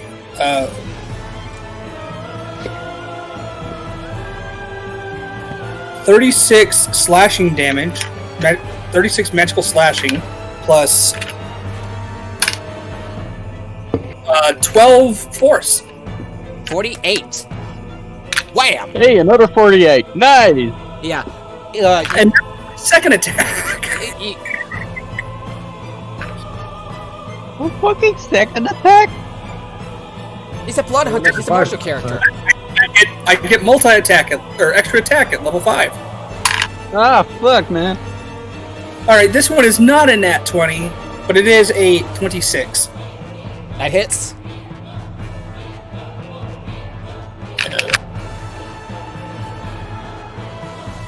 So that is 15 magical slashing and 5 force. Alrighty. Wham! And you slash. You slash at this giant thing twice in the legs. It's down just a little, but it still stands. Come get, bitch. Would that be your turn? That's my entire turn. Just move in it. Okay. How much did you bleed? How many hit points? 2. Nice. That's some good roll. Benfire, I believe you're up. Alright. I'm gonna follow Lonnie's lead and cast Scorching Ray. Okay. Roll your attack.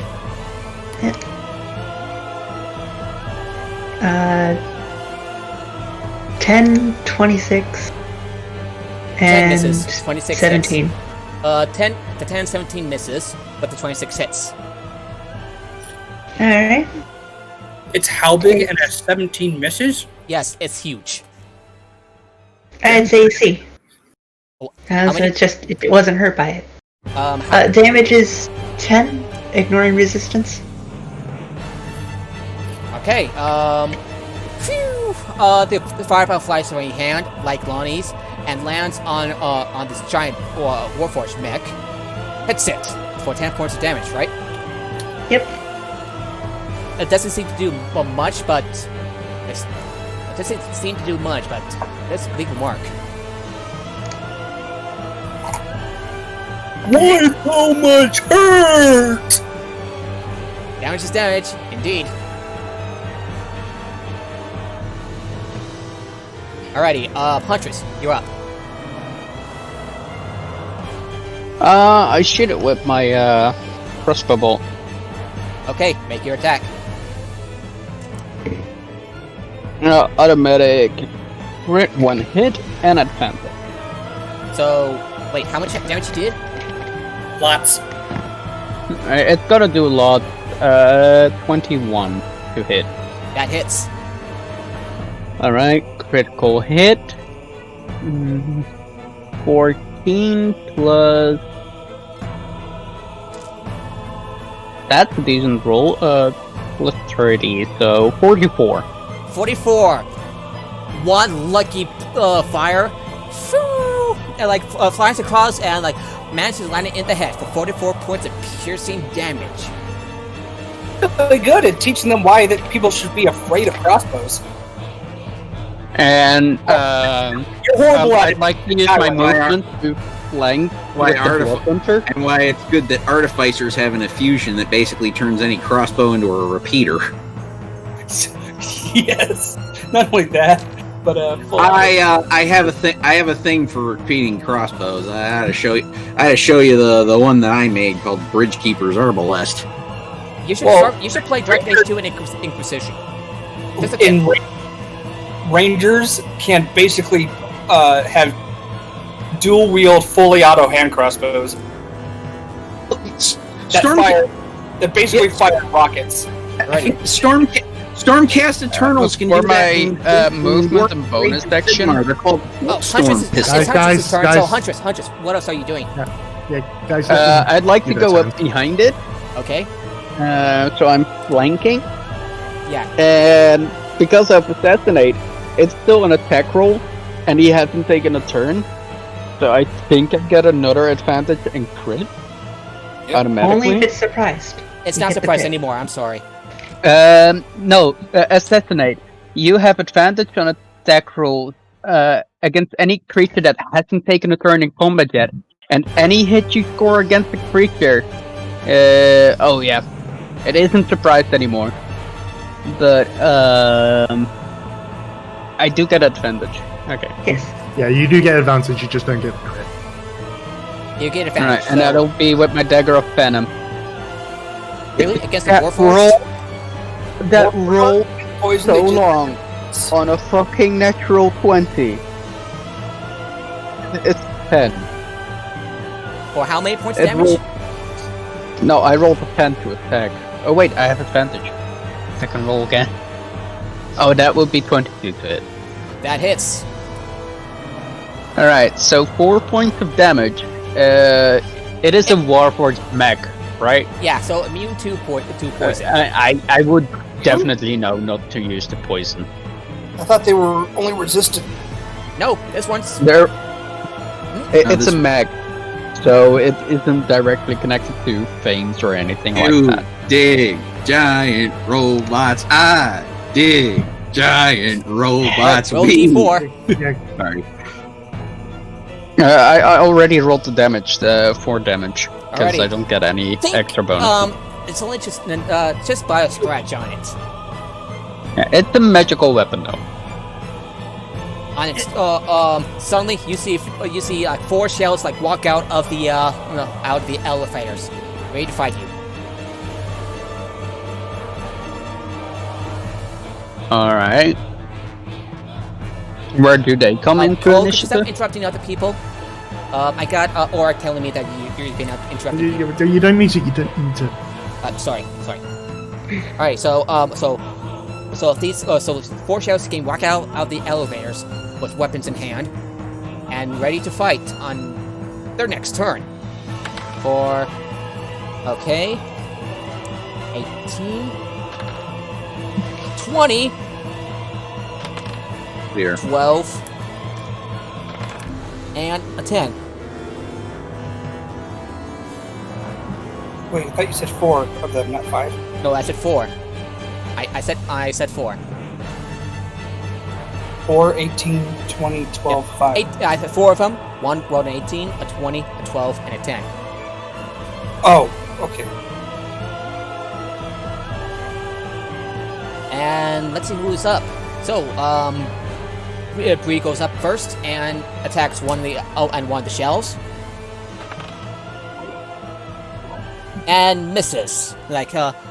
And misses as one of the shells deflects his strike with his arm blade, and he tries to attack again. Also misses. Same result. I don't have Freya's character sheet. Give me a second. Yeah, Freya goes up first. Freya, I believe, is next. And yeah, Freya's after Bree. She'd like to rage first off.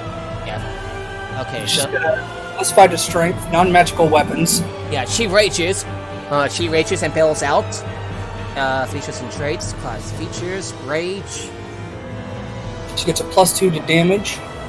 and attacks the shells.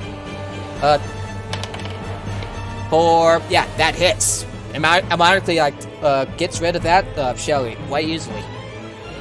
And she attacks the other one. Natural 1! And her late axe slips out of her hand. and she mutters, "Fuck!" Goes after it and picks it up. That ends her turn. Celeste, you're up.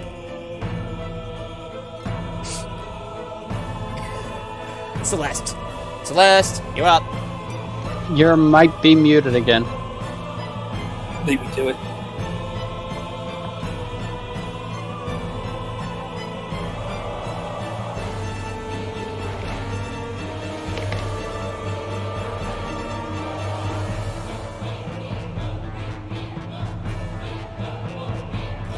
Celeste. Celeste, it's your turn. Is his mic off again?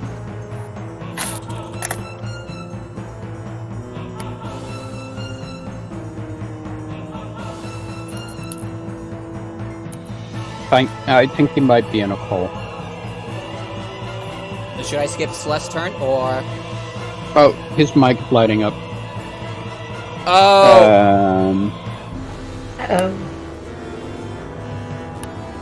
Rip. He might be joining back in. I don't know. There you go. There we go. Sorry about that, sorry about that, folks. My connection, my voice connection went out a bit.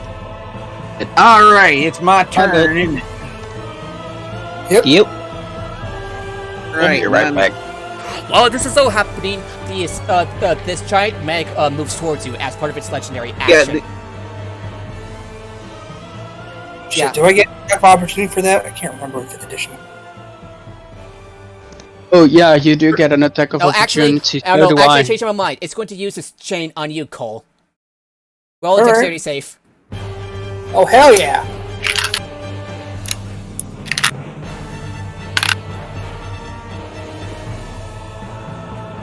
Um, 24.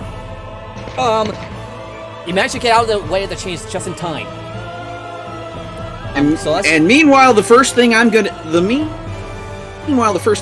do is go radiant and fly up out of this monster's reach. Okay, is that a bonus action and a move? You know what? I don't know. I don't know off the top of my head. That's cheating. Also, way to flex fly in front of the first. Yeah, the first.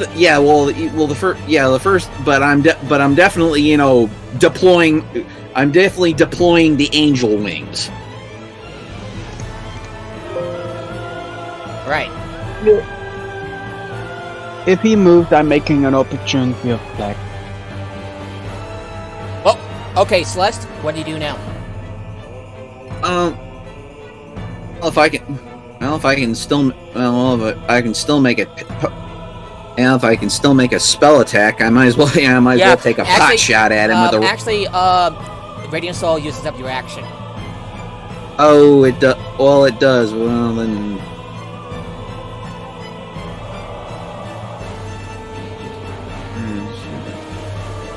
Yeah, use action to sprout. Yeah, that would have used. That would have used my main action, and then I have a move action, which I use to fly up out of the way. So looks like that.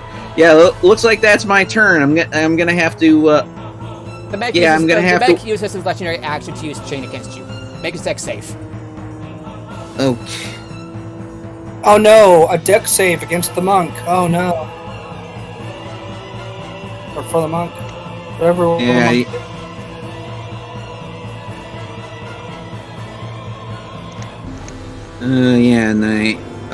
I have a.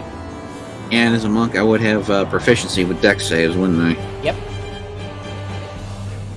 So yeah, that's +6 to that roll, and I get a.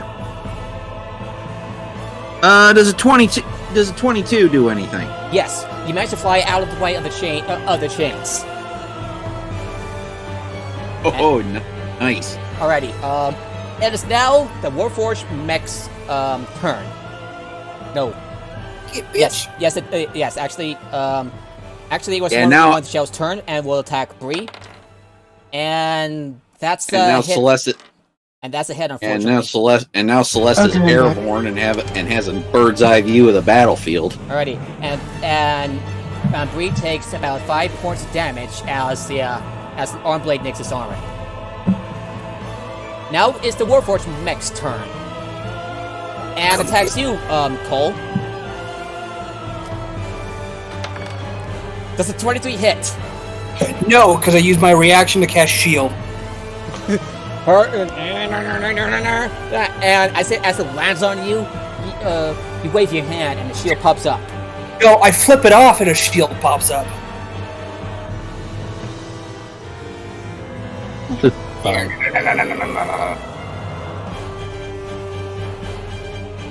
Alrighty.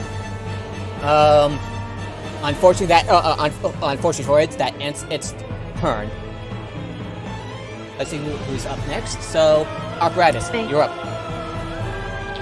I am going to attack Fireball.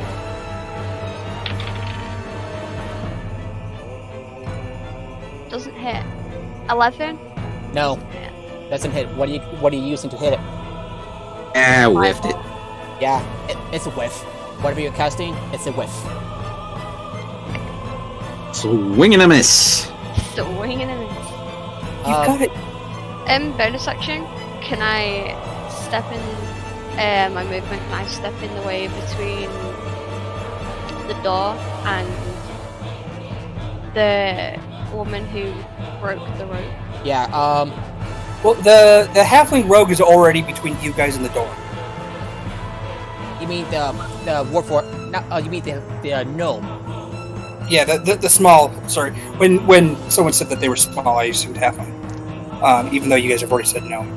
But yeah, they're the ones that you walk. I'm gonna move there anyway. Okay. That ends the turn. I'm saying okay. Yes. I'm not Aura, you up. Okay, question: Is this our boss fight? Yes. Right. Thought so. Okay.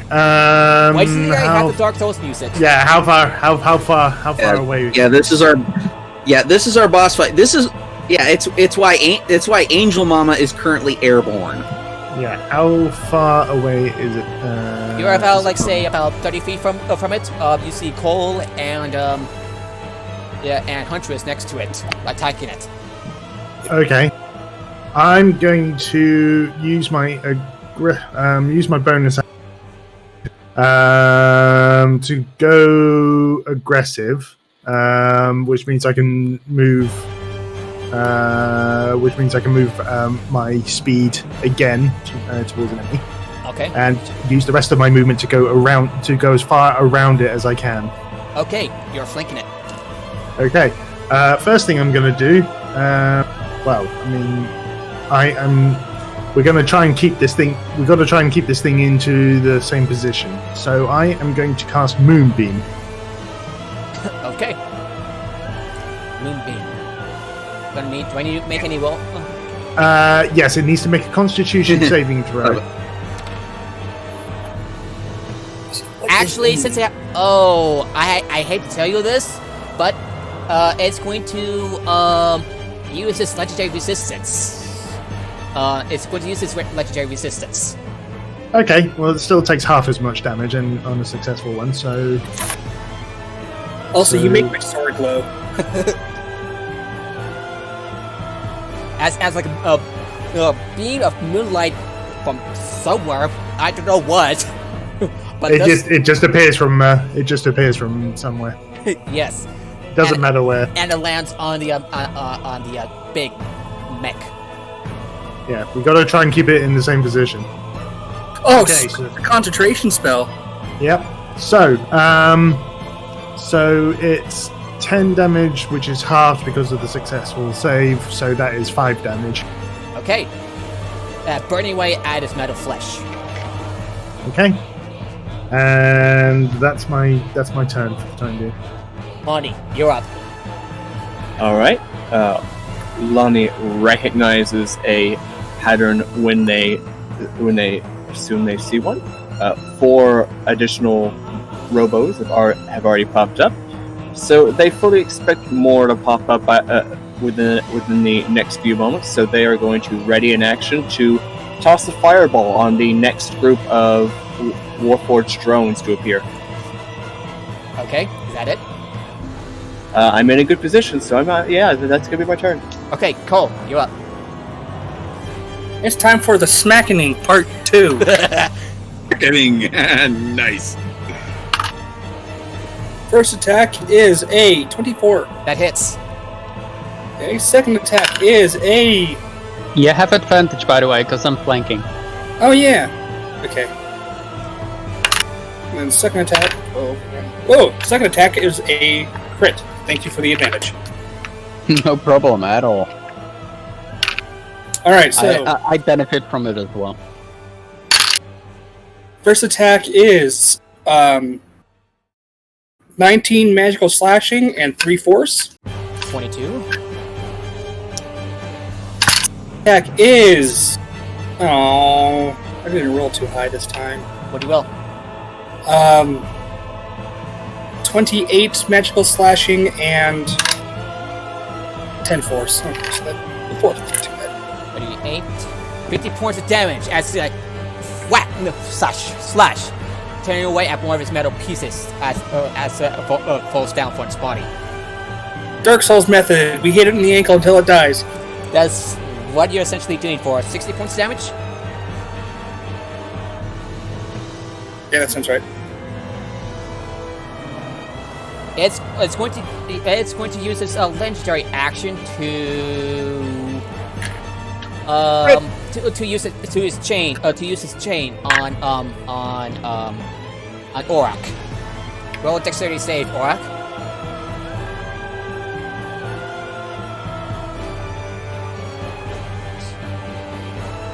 Aurak. That would be a 18. You grab one of the chains and you yank it and you cast it aside as it tries to grab you. Nice.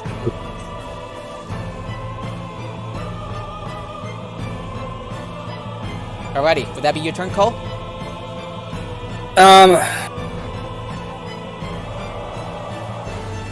gonna flip it off again for fun. I'm trying to keep it attacking me. Wow, come here, bitch. Alrighty, I believe it's now on Fenfire's turn. Alright. In a space of the area that doesn't have any teammates, I like to summon Enya. Meow! My wildfire spirit. Meow! Where do you summon it? Just somewhere that no teammates will get hurt. Okay. Enya doesn't believe in unfriendly. Friendly fire is never friendly. Right? It's called splash damage. Either suck it up or go whine to the cleric. Okay. We don't have a cleric. Do we not? And then, using the bonus action, I'd like to command her to fire her flame seed at the giant robot and have it run to me. Okay, just to let you know, you still have 3 of these shells attacking Bree and the others.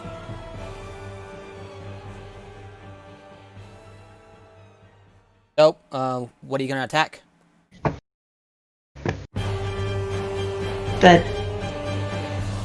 Okay, so The giant Warforged. okay, so make your attack.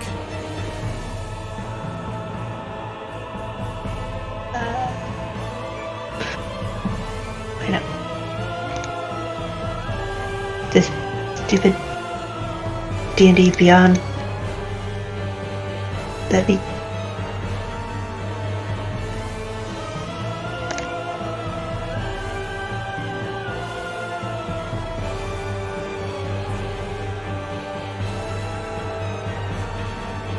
Uh, 23? 23 hits. And does 5 damage. Alrighty. Your little cat like yourself on fire and burns at the Warforged. It's looking a little beat up.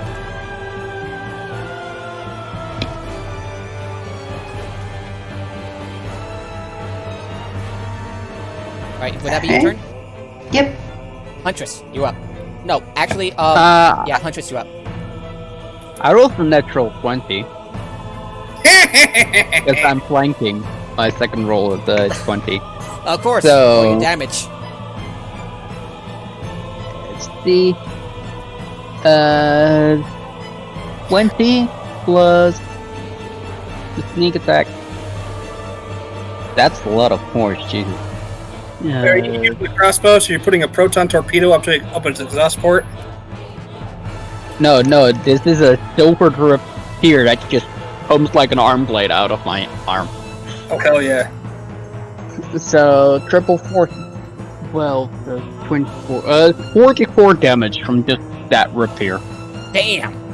Okay, And I stab it with another repair in my other hand.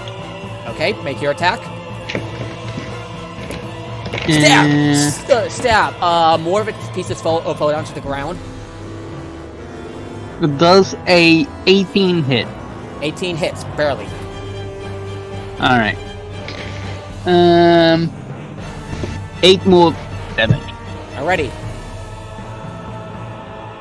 And you see these little flying robot things come out of descend from the ceiling and prepare the giant Warforged. And that's not fair. Only we get to heal. For 9 points of damage. And enemy gains 9 points. Sorry, boss. I mean, I basically stabbed that- that away a second ago. Being that those are drones popping in, does that not provoke Nope. Lonnie? They just came and went. One of the shells attack you. If they came and went, they went into somebody's range, and They're not individual monsters. They're just part of the. There's an ability. Okay. And misses. One of A layer the action. shells misses. And one of the other shells will attack Bree. Also misses. And let's see who else is up. Bree goes up and attacks the shells. Hits. And smashes it and smashes it. As his body crumbles to the ground, and attacks another one. Also hits, and I don't need to roll damage because they have very low hit points, which also causes them to collapse. Rolls his blade around, and ends his turn. And Freya will also attack the other shell. Hits and which basically kills it, and runs up to the giant warforged and attacks it. Okay, so what's her damage? What's her attack? So 5 plus, yeah, that hits. She's raging, so She's plus raging. 2. The plus 2 to melee. So 3 plus 2 plus 5, 8 points of damage. And she wham! And her favorite attack weapon is a Warhammer, a 1d10. You're right. I'll switch to Warhammer for 4, 5, 6, 11 points of damage. Damn. Yeah. And then she has a second attack. No, she so uses up her second attack on one of the shells, and that ends. Oh, okay. And that ends her turn. Celeste. Oh, and by the way, the Giant Warfare is going to use its going to use its chain on her, and unfortunately, she is grappled. As soon as she attacks, she finds herself like wrapped in chains, struggling to get out. She is now considered grappled. Oh, great. What do I gotta do to break out of the grapple?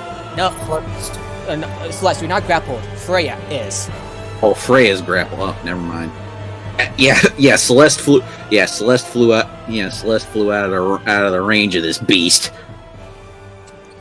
Okay. And on her, is it my turn now? It's her turn now. Yes. In that case, she's gonna wind up and slam this thing with a second level chromatic orb. Okay, going to roll. That's gonna be a spell attack. I got a +7 on that roll, and does a 26 hit. 26 hits. God damn. All right, that's gonna be 4d8 cold damage all day. Nice. Nice. Yeah, I have advantage on the big thing. You see her take a diamond off of one of her ladybug brooches, and it turns it basically into a snowball that she hurls at this mechanical monstrosity. Alright, I got a 2, 7, that's a 9, 10, 14 points of damage all day. Alrighty, this deadly snowball lands and makes an impact, denting its armor. It looks like it's about to crumble apart. It is now. That'll end my turn. But Celeste says, "Oh, I think he felt that." Okay. And the Warforged is going to attack. Before it does, it has to roll a Constitution saving throw because it's got the moonbeam shining on it. Rolls a also rolls a 17 plus. Does the 21 make it? Yes, it does, but I still need to roll damage. Okay.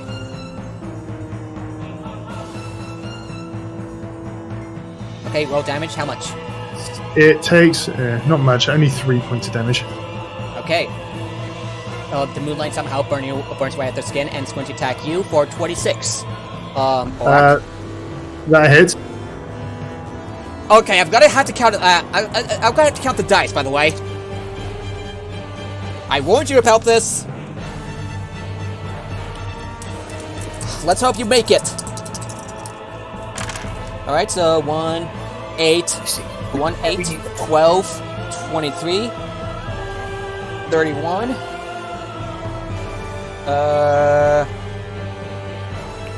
I'm not sure if that's a 6 or 21, 30.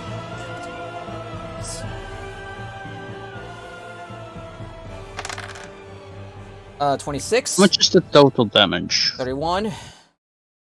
He's trying to add it up. 31, All 25, 40 points of damage. I'm still alive. Yeah, as it slams its chainsaw on I you. want to ask something. Can Huntress get in front of him to take the hit as a reaction? Or is that a possibility? You're not next to me though, are you? I'm not sure because I Well, don't and keep what that was on a map. Constitution saving throw aura since it's going to break your concentration? Yeah, that's only going to be a 14, so my moonbeam's probably going to be... Yep, the moonbeam dissipates. Okay. And if it tries to move, yeah. Yeah, okay, so that ends his turn. Apparatus, I believe you're up. My turn. I'm going to make Alexander. Okay, you quickly set up the turret. Oh, you don't call it the fuck off cannon? That's Nope. one of the names. Alexander, the Beautiful. She's more tasteful. Force Ballista. Then of course, if you did it as a tiny pistol, you could call it the noisy cricket.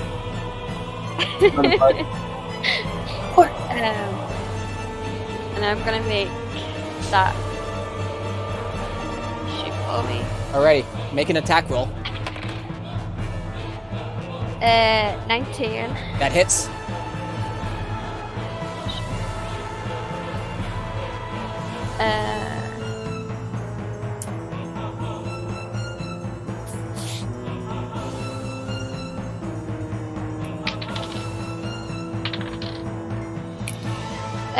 That is 8 force damage.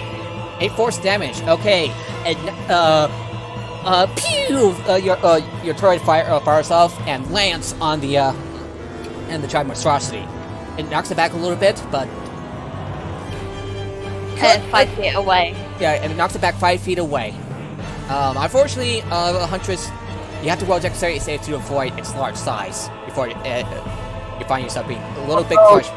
Make a dexterity save. Whatever will the rogue do? Natural 20. Oh no. This is like couch, just like step back, Huntress. You saw this coming. Yeah, I noticed. Whenever I get behind a big thing, it's always gonna try to fall on top of me. Kind of that attraction. They die. And it's going to try to pull Freya. So she's going to make a strength check.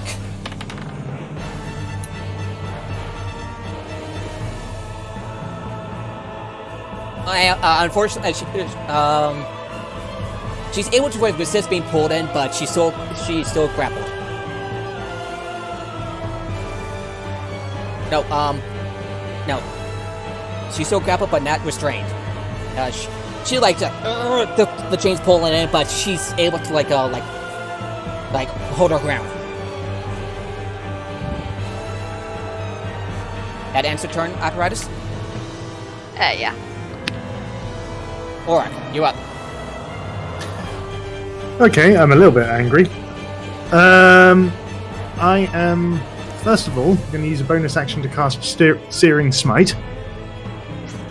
So flames suddenly leap up from my sword. Okay. And getting into a position where I can flank this thing, I am going to attack it with advantage. Okay, go ahead.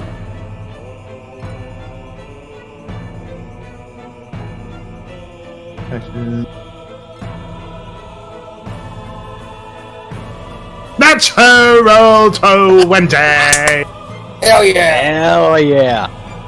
Alright. How do you want to do it? Okay, so let's roll. So I'm going to use my second level spell slot because I'm so angry to use to do a divine smite. Okay. I'm just gonna delete it. Okay, so that is 2d6 plus 5, which being a crit makes it 4d6 plus 5. Yeah, just double the damage. Just double the damage, not double the double the damage. roll. Yes. Or like if you roll a 4, so make it an 8. Okay, well, Okay, well, I rolled a 6 and a 5, so that is 11 doubled to 22 plus 5 for the strength modifier, so that is 27 points of physical slashing damage. With one We have more damage. Hold up. Wait, he's not done fucking this thing up. But wait, there's more. But wait, there's more. I was promised some Billy Mays action today, and I'm getting it. Nice. Okay, so that's hang on, let me just write this down. 27. You know it's serious when you have to write down the calculations. We have to write down the numbers to remember the numbers. You know it's serious. You need Okay, some extra so- D8. Okay, so that is 8 plus 7 plus 2, so that is... How do you want to do 17. this? Aura, how do you want to do this? Killed it, literally. Finally, this... hang on, I've just got to add the Searing Smite damage, which is 1d6. And that's only 1, so that's 2, so...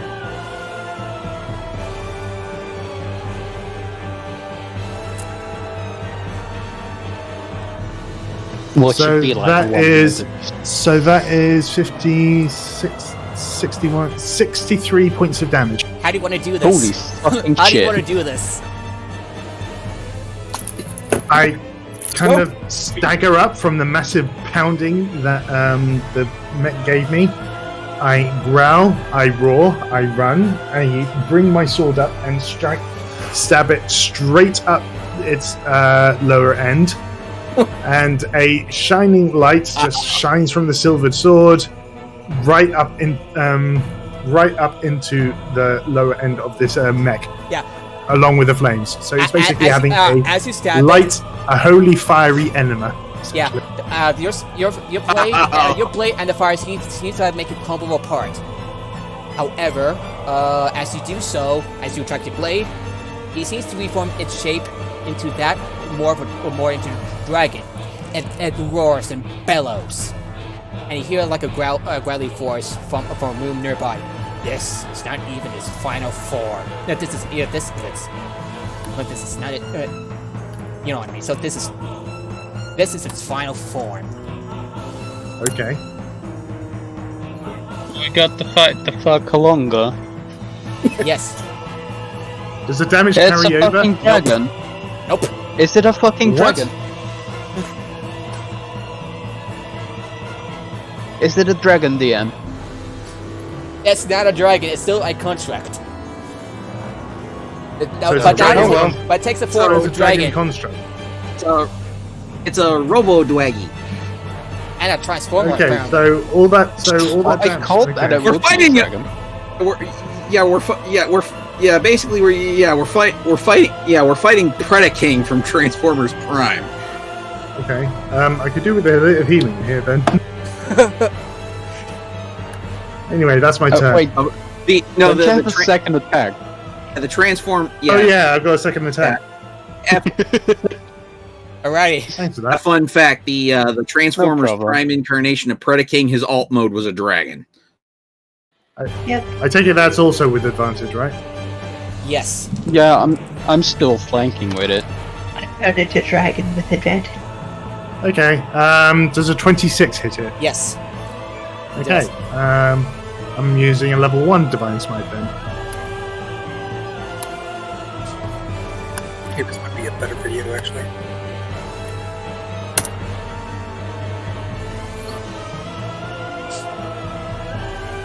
That was your smite. Okay, 5 and 4 plus 5, so that's 14 points of damage, slashing damage. Okay.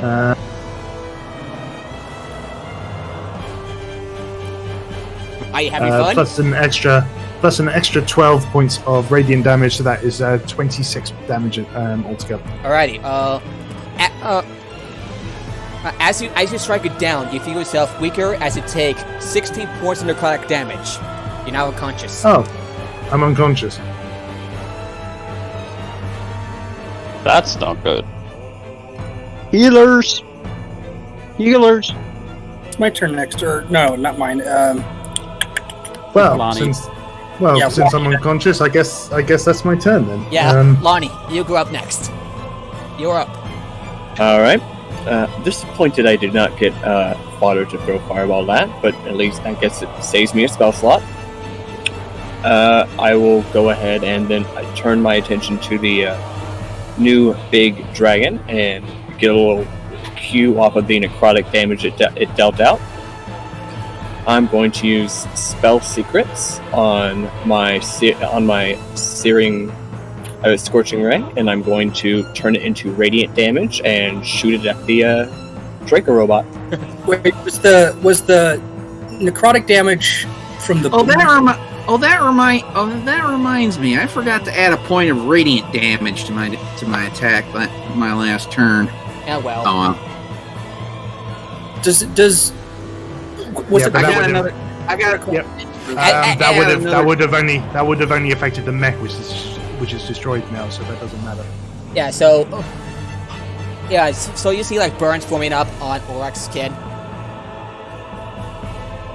Okay, the attack rolls were a 17, a 22, and a 23. The first one misses, but the other two hits.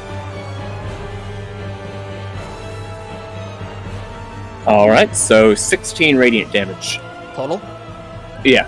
Alrighty, the bolts of what used to be fire is now like bolts of radiant light who zips across and lands on this robo dragon thing. It roars at you. That be your Wait. turn? Yeah, that'll be my turn. I unfortunately have nothing to heal Orak with, or I would. Cole, you're up. And as you attack, you take 4 points of necrotic damage. I'm not attacking actually. But you're close to it. Okay. All right. I point at Orak and say, "Doc, go get him." And this little robot jumps from my shoulder, scuttles over to Orak, and jabs him with the crystal. Okay. And so he's going to heal for. A second, let me check. Is it 1d8 or 2d8? It better be bloody high, otherwise I'm going to go down the moment my turn starts.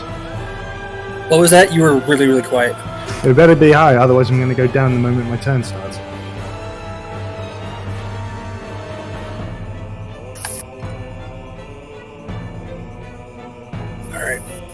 How far in the negatives are you? -3. Well, it doesn't matter because it only goes to 0 once I get unconscious. There's And no such thing. There's no such thing as negative health in 5th edition. That's right. How much damage did you take from the necrotic earlier? 16. 16. Alrighty then. I'm gonna burn up 2 charges for the heal. So I'm gonna roll high. 7, 8, 18 plus. So he heals for 20, and Doc is gonna stay on him. Okay. You gasp as your eyes open wide open, and near you is a strange looking construct just jabbing what appears to be a crystal into your body. Alright, not being used to such technology is kind of like trying to go and starts kind of. That's Doc. He's healing you. Oh, right, okay. I thought it was one of the mech things.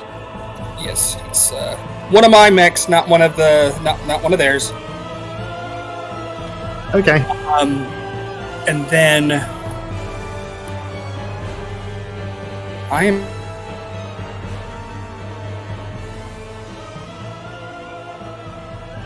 Okay, Cole, what are you going to do next? This thing needs to hurt some more. I'm gonna empower my curse. for only 1 point of damage to myself. Okay. So yeah, people get advantage against it now, or the next attack has advantage. So if you're not flanking it, congratulations, there's your advantage. I'm the first one attacking it, and I'm already flanking with you. Well, then don't use up my mark. Then I'm useless for this round. So. Right. No. So I'd better attack it. I can do like 40 damage around. Yeah, go right ahead. Mainly it's so that I can get the extra. Actually, 4. it's Finfire's turn. If Oh yeah, Finfire's first. I keep forgetting. Usually I'm high up. Use that fucking advantage. Finfire, you're up. If I used like Scorching Ray, would like all the bolts get advantage or something? Yep. Alright. Why would it? Because they're all hit. A single attack. Yeah, but she's not flanking him. It has to be the person. No, it's Meantime, Mark. Because of my mark. This construct is going to Dragon, and she rolled a natural 1, and she gets a restraint inside this thing, and it starts like set up electricity, like lightning build courses around it, and she takes. Oh god, this is gonna get ugly. And she must make a Constitution saving throw. She's a barbar. She can make it. Barbar. Okay, for Freya, 14. Does she get a Constitution saving throw? Yes. Okay. I assume you mean trained. Yeah, train. Yeah, barbarian strength and Constitution. Alright. She grits her teeth as she prepares for the worst, and suddenly she gets hit with this electricity. Okay, 1. Okay, I'm gonna have to use 4 D10s again. 4, 5, 11, 13, 18, 9 points of lightning damage. That's not much for a goddamn barbar. Basically, that's you know, that's shock toys for a barbar. Yeah. Don't tase me, bro. Please tase me, bro. More like it. Barbar's case. Hey-o.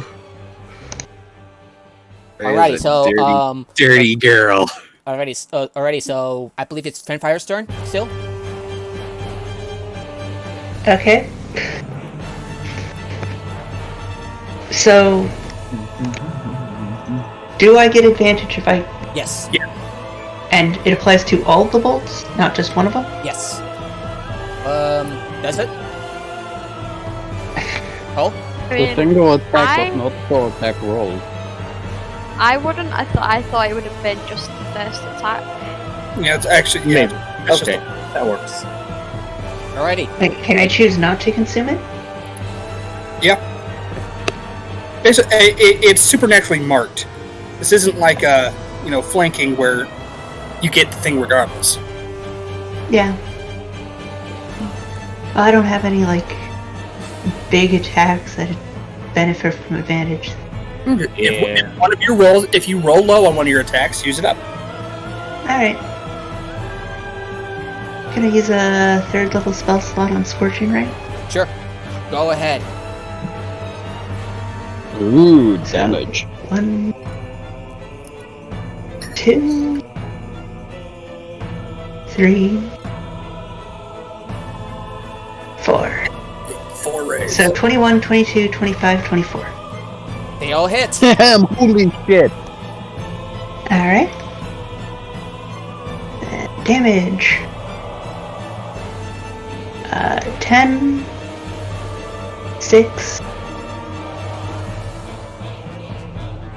10, 3. Oh wait, no, that... So how many I points of need to damage roll total?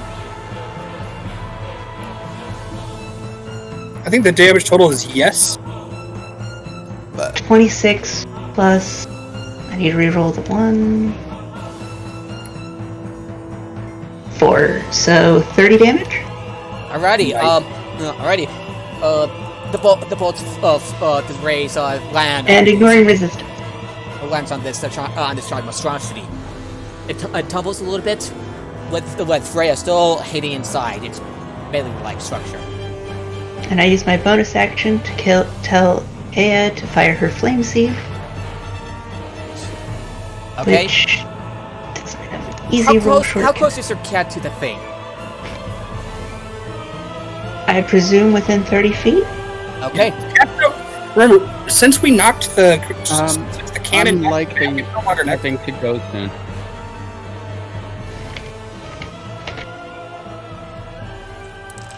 If it's within, like, very close, it will take about 14 points I of gotta necrotic go. damage. Yeah, it's a ranged attack. No, so it's not next to it. Okay. Yeah, it's like firing a fire seed out of its mouth. Okay. It spits some fire at it, so... Does 23 hit?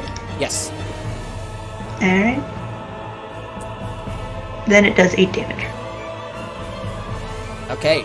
And lands on the, nary a scratch. Unfortunately, more of these little robots come in and flies in and heals the thing for 10 points of 10. Heals back 10 points. So it's immune to fire. It's not immune to fire. It just heals.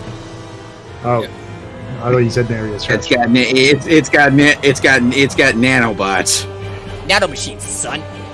Nano machines, son.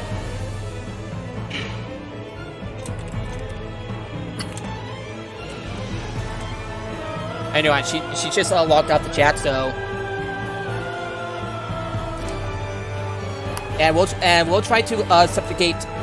No, I don't think it can do that. So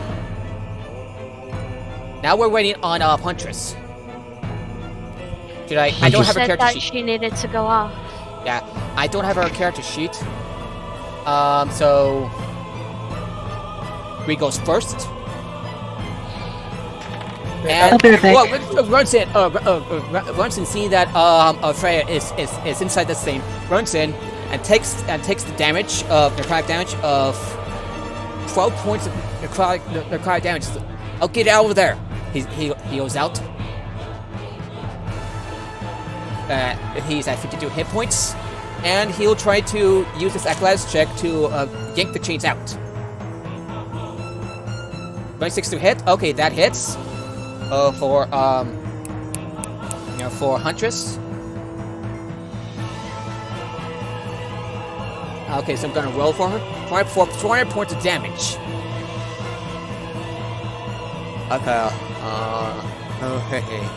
Okay. He's going to do a athletics check. So 5 plus 3, 8. He's not able to yank her. He's able to yank more and more chains out, but she is still okay. While Huntress is stabbing it, he gets shocked in turn for the 4. He's going to make a Constitution saving throw and makes it. So 6, 9, 10, 12, 6 points of lightning damage. As he pulls the barbarian away from the chain, further away from the chains, and that ends his turn. Still stay. Freya will try to escape with her athletics check, fails, and has to make a Constitution saving throw. 13, yeah, makes it for 10, 20, 29. 50 points of lightning damage as she yells out, "Ah!" as electricity courses through her and Bree. Celeste, you're now up. All right.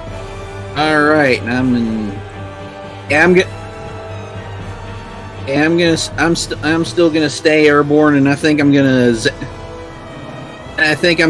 zap this son of a bitch with my cold stare, namely my ray of frost. I decided to reflavor it, and she's gonna shoot cold beams out of her eyes. Like Bizarro Superman. Well, at least it's not like what's his face who casts lightning with his dick. Yes, I've heard. I am Wallace is 7 feet tall. Yes, I've heard. Kills men by the hundreds. Oh, If he were here, he'd consume the English with fireballs from his eyes and bolts of lightning from his arse. All right, I'm gonna make my spell. I'm gonna make a spell attack. I got +7 on that roll, and there's a 24 hit. 24 hits. And that's gonna be 2d8 cold damage all day. And 10 points cold damage. Alrighty. Ice beams fly off, travel out of your eyes and lands on the giant dragon thing. And frost is like building up on its shoulders. What do you think of it? The suits that I picked for the boss fight is fitting. Would that be your turn? That'll be my turn. The subjugator is going to get ready for this. It's going to builds up a beam of plasmizing energy, and it's going to attack. It's going to attack you, and you, Cole. Make a dex save. Oh no, the Blood Hunter has to make a dex save. What will he do? Hopefully not with it. Alright, does a 22? 22 makes it. Let me count the damage. So 9, 16, 23, 24, 31, 35. Sweet baby Jesus. Oh no. 36, 40 for 20 points of fire and lightning damage. Ow! If you fail that save, you would take 40 points of damage. And I still would be up. For Constitution save, there's a 21. Yeah, because it's 20 points of damage and 20. Yes! I still have Mage Armor, or not Mage Armor, Shield of Faith. And while you're still near it, you also take 6 necrotic damage. No, wait, that's on your turn. Yeah. So never mind, I take that back. So you're at like 38 hit points. As like being just hits you like Harbinger hits Shepherd in Mass Effect 3. And I'm still up, flipping it off. That it did. That it did. I'm still up, and I'm flipping it off.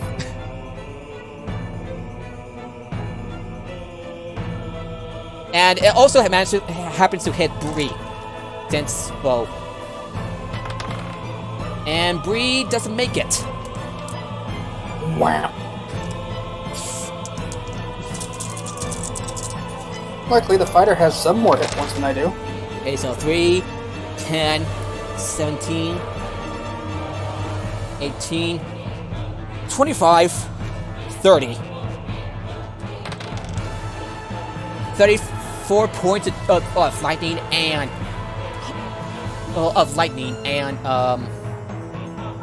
fire damage.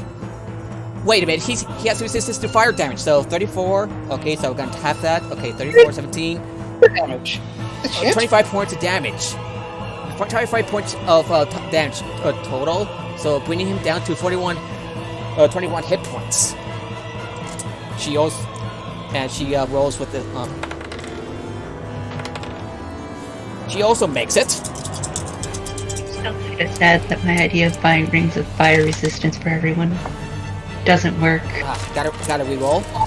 So they're expensive as hell. 10, but 19, And I ignore fire resistance anyways. 28. I 26 points of fire damage. Oh. 4, 6, 15, 21 points of lightning damage, so that brings it up to 47 points of damage total. She's not looking too good, guys. Everybody. And that ends his turn. Apparatus. You're up.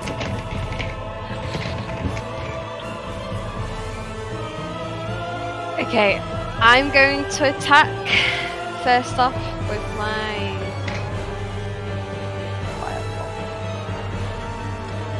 fireball. By the way, you have arcane firearm, so if you hit, roll 2d8 roll 2d10 and 2d8 and d8. Anyway, same. That is a 25. That hits. Uh-huh. Jump right back to the usage.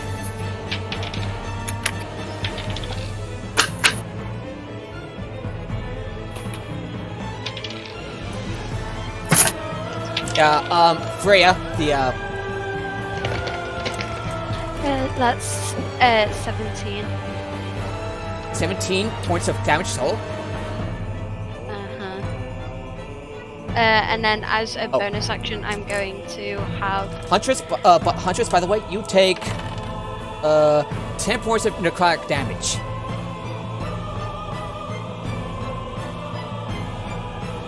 as my bonus action. I'm going to have So how many points of damage total? 17, and then I'm gonna have Alexander hit it as well. Okay. For a 19. 19 hits. Sure.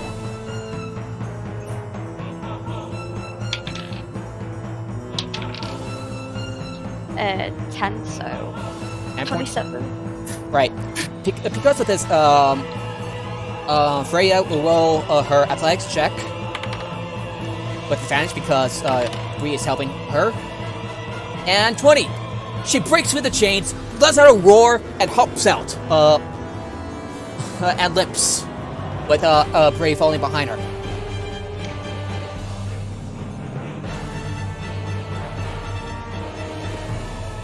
Would that be your turn, Apparatus? Yes, finished. Aura, you're up. Okay. Quick question: what rules do we use on potion drinking? Is it bonus or bonus standard? action. Okay. Well, I'm going to use my bonus action to drink a healing potion. Go. So that's 2d4. So that's 8 points of healing. Okay, you feel your wounds fading away from your body. Feel a little rejuvenated, but you're not out of the woods yet. Oh no. So, I mean, obviously most of my damage is based in melee, but there's all that necrotic damage that's going on around when I'm close up to it. So,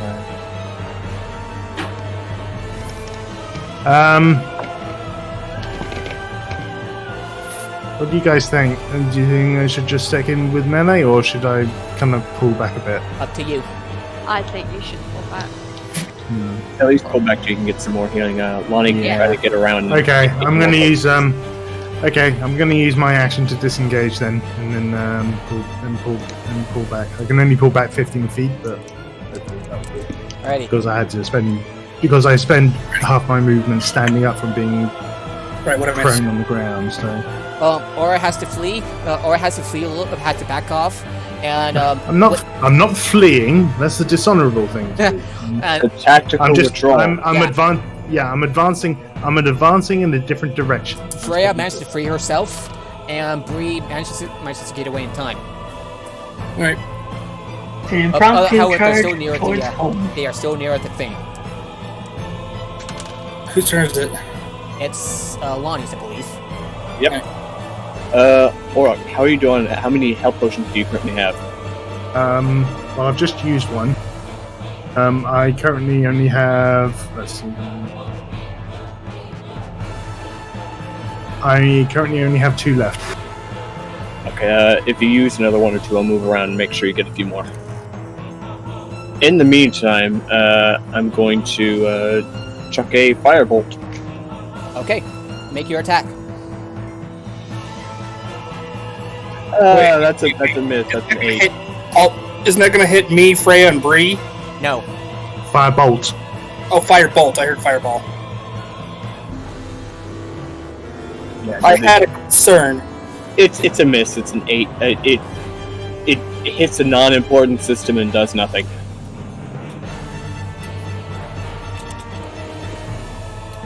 Okay, would that be your So turn? yep, that'll be my turn. Can't you use the thing to give Alrighty. you the advantage Cole, on the you're roll? up. I don't think it's worth using that thing for a basic firebolt. Who all is near the mech and is injured? Bree I'm- and Bree and Bree, you, Bree, Freya, and Huntress. I'm 15 feet away, and I'm about half health. Half health. Let's see what the range on this thing is. 15 feet away. All right, everybody within 30 feet of the mech heals for 3d8 plus 5. Celeste has been avoiding damage by basically, hovering above everybody else, all avenging angel style. Alright, so 5, 10, 50 points of healing for Bree. Oh, wait, who's rolling this? I don't feel like rolling for every single person. So everyone rolling around. Okay. 8. Okay, 8, 14. I thought you just had. I thought you just rolled once, and that was the 19, amount of healing okay, that you 19. were. Oh, yeah. Wait. If we're actually, yeah, that's right. And 19 Yeah. points for Freya. Wait, no. If it's just I roll once, in that case, everyone then heals for 27. 27. Okay, so she's at Freya's at 30 hit points, and Bree is at 48. Yeah, That brings me. That, See Doc put up some crystals. We put up 5 different crystals. They vibrate, and this pulse goes out. And the crystals are mostly dull, and they go back in. You're just back at your max hit points, Huntress. Yep. I'm back up on max hit points as well. And then I'm going to smack the damn thing twice. In the meanwhile, you take 10 points of necrotic damage. Ouch. So are you back at full hit points? We are back. No. So you're at 55 hit points. Yeah, I'm down to 55. So first attack. Advantage. So dirty 20. That hits. Second attack. A nat 20 and a nat 1. Go with the nat 20. Yeah, that's the plan. Good plan. First attack does 10 plus 17 magical slashing and 20. So 20 points of damage. And then max damage for the critical. All right, how much? 19 times 2. 38 slashing magical and 24 force. 38 plus 24, 62. Holy crap! All right. Okay. Your strikes managed to bring it down as it barrels a roar. You managed to hit it in a vital spot. And as a consequence, it's going to grapple Lonnie. It's going to try to grapple Lonnie with its chain. So, Lonnie, make Lonnie. Oh dear. that stick. Look at him! It goes after you.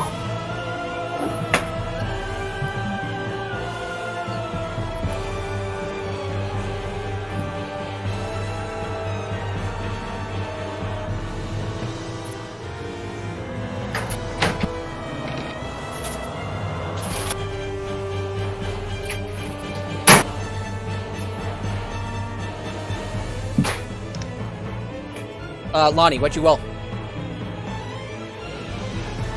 Sorry, I had to leave the keyboard for a moment. What's going on? You're Sorry about going that. to get grabbed by one of the chains. You are within 40 feet of it, so Make a dex save. Okay. Shoot. 30-20. You manage to like duck out of the way of the chains in time. Now hop, duck, whatever it is you need to do to get out away of those chains. And that I believe that ends Cole's turn. So Huntress is up. No, Finfire's up.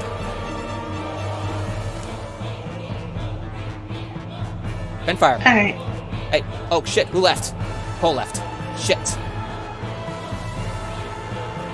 No, he's back. Okay. I think he's having some Yes. sort of issues. Yeah, so Finfire, it's your turn Alright. now. Bye-bye. So Back. teammates all got healed up, right? Mostly, For the yes. most part, yeah. All right. Then I'm going to do another 3rd level cast of Scorching Ray. Okay, make your attack.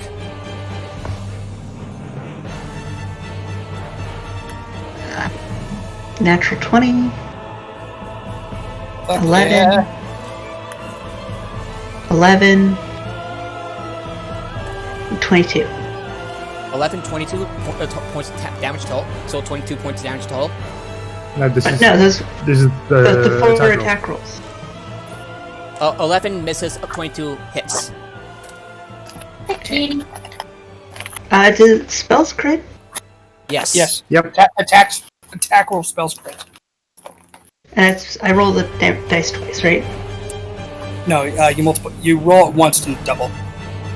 All right. 12 and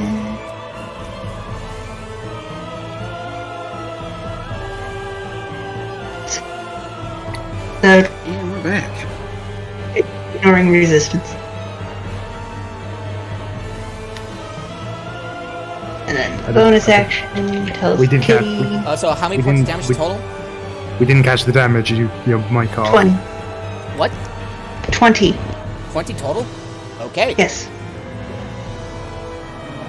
Alrighty. The series of grace lands on the beast, and more of its plates is starting to show signs of wear and tear. Nice. And I tell Enya to fire her flame speed again.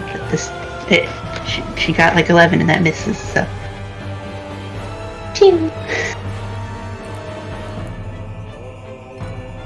And that's it for me. How many points did you miss? Yep. Okay. Phew. And it misses. So Huntress, it's your turn now. And she rolled a nat 20 and rolled for 46 points of damage. 46 as she manages to hit a vital spot on the creature. It roars, and more of these that hurt. and more of these robots come flying in and heals mends the creature the giant robot for 4 points of 4 points. Haha, my droid is better. I'll have a bonus attack. And she takes Huntress takes 19 points of damage, bringing her down to 36. No, I uncanny dodge, and my second attack it doesn't. both damage. It's automatic. I can uncanny dodge any type of damage. This one's automatic. I'm sorry. It's a legendary type action. Yeah. Mythic. She gets an extra 12 damage. It is a mythic type of monster. Let's read one. In my turn, I did a total of 58 damage. 58 damage. With So my 12. bonus So 12. attack. Okay.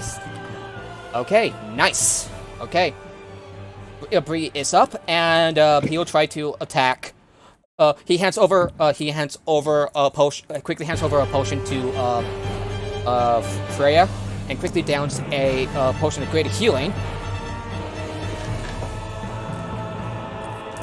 for 3, 5, 6,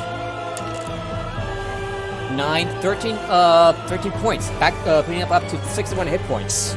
He turns around and attacks twice, and uses one of his moves, which is a distracting strike, which hits for 23 points. Meaning that next attack rolls on targets by others other than him, you get advantage until the end of his next turn. For 5, 6, 13 points of damage. 13 points of damage. He slashes at it and goes for it again. And fortunately, it hits barely for 14 more points of damage. Causing the creature to hobble along. And that ends his turn. Freya quickly drinks. Oh, and he takes 7 points of necrotic damage. It is now Freya's turn, and she downs a potion. And for... Okay, so give me a second while I calculate everything. So, for 6 points of she gets back to hit 6 points, and we'll try to attack it. In the meantime, she takes 18 points of necrotic damage. She'll try to attack it. Misses. Tries it again. Also misses. Bang! She tries hitting with her hammer, but to no avail. Celeste, you're up. Okay, I'm... Alright, yeah, I'm gonna... burn my last second level spell slot and, chuck a chromatic orb at this robo-dwaggy. Okay. Alright. +7 on the roll. Oh, baby, nat 20! Nice! Alright, yeah, and that's gonna be 20, yeah, obviously a 27 hits, so, that's gonna be, 4d8, that's gonna be, 4d8 cold damage. Do I get double damage on a crit with a spell, or? If you roll attack, whether it's a spell or physical attack, you get a crit. Alright. It's gonna be 6 and 6 is 12, 13. It's 22 points of cold damage plus 1 point of radiant damage. 23 is 46 points of damage all day.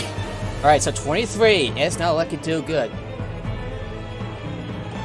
Alrighty, unfortunately, it'll try to send out one of its chains at you, Celeste. Roll a dex save. I'm like out of melee range of this guy. You're still, I'm flying. You're still close enough. Roll a dex save. Okay. Okay. Good thing It's a dragon. Good thing I got a +6 on that roll. Alright, nah. Does a 22 get me out of that? It makes it. You made it. However, on this turn, it's going to fire its laser beam again. So it's going to it's going to hit Bree, you apparatus, all of you. Make a dex save. Oh wait, that means the poor winged chick that's tied to apparatus has to make a save too. As it goes a fire on its laser. She broke. Well, at least Bree makes it. Sorry, Freya. Vampire, what were you saying? It does a 24. It does a 24 make it? 24 makes it. So, someone was saying something.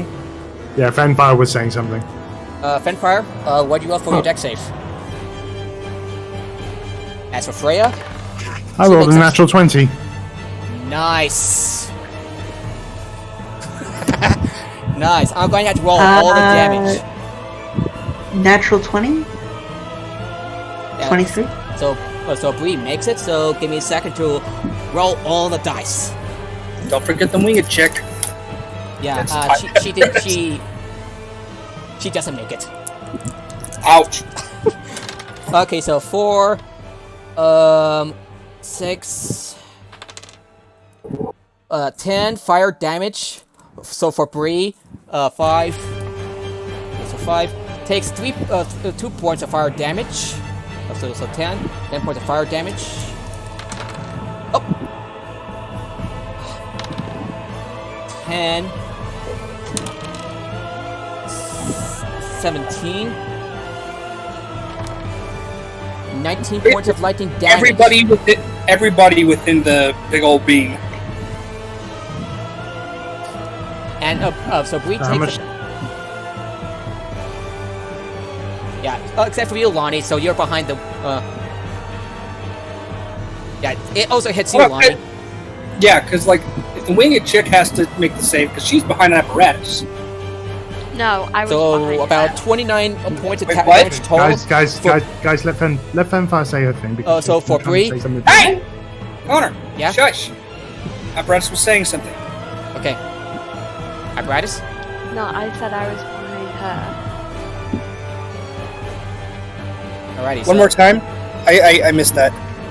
I said I was behind her. Oh. Yeah, but basically, yeah, someone's behind someone else.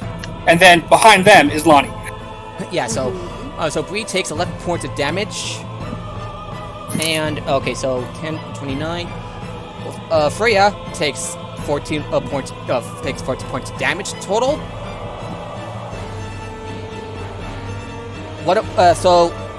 Whoever fails to save, you take 29 points of damage.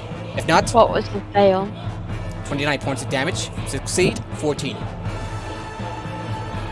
Does a 24 succeed? Yes. Does fire damage reduce the half Right. damage? Fire resistance? Yes. Does So 19 so 10. So succeed? you take about 20. Did you succeed on your save? And I'm Fen? down to 30. And I'm down to 30 hit points. I'm scorched, but I'm still kicking. What saves? Dex. No, like what's the target?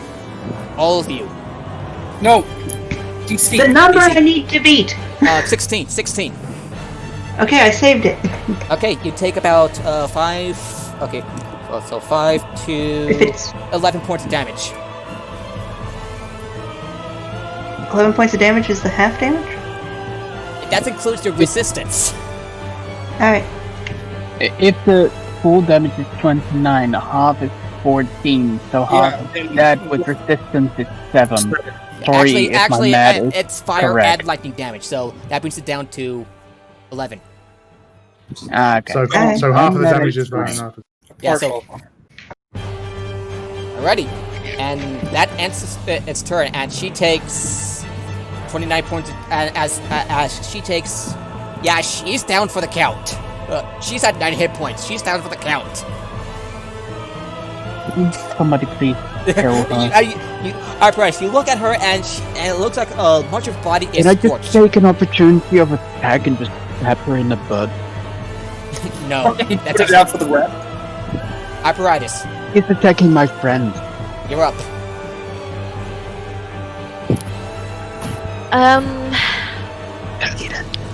What do you guys think? Should I heal her?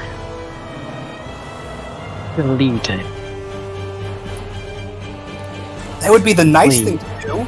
It But- would be the nice thing to do. It but would also But well, that doesn't necessarily mean that's the best thing to do. Huntress just sounds fucking deleted already. Hey, Hold on, guys. I think we can make friends with the dragon. We should start healing it. No. Just because that works for us dealing with the Guardian. Besides, Cure Wounds doesn't work on constructs. Yeah, it does. Actually, I looked at it. It doesn't work on constructs or undead. I thought it healed constructs for half. It says does not work. It says does not work on undead or constructs. Oh, Apparatus, how many hit points have you? Oh, I was thinking how 3.5 dealt with Warforged. How they got healed.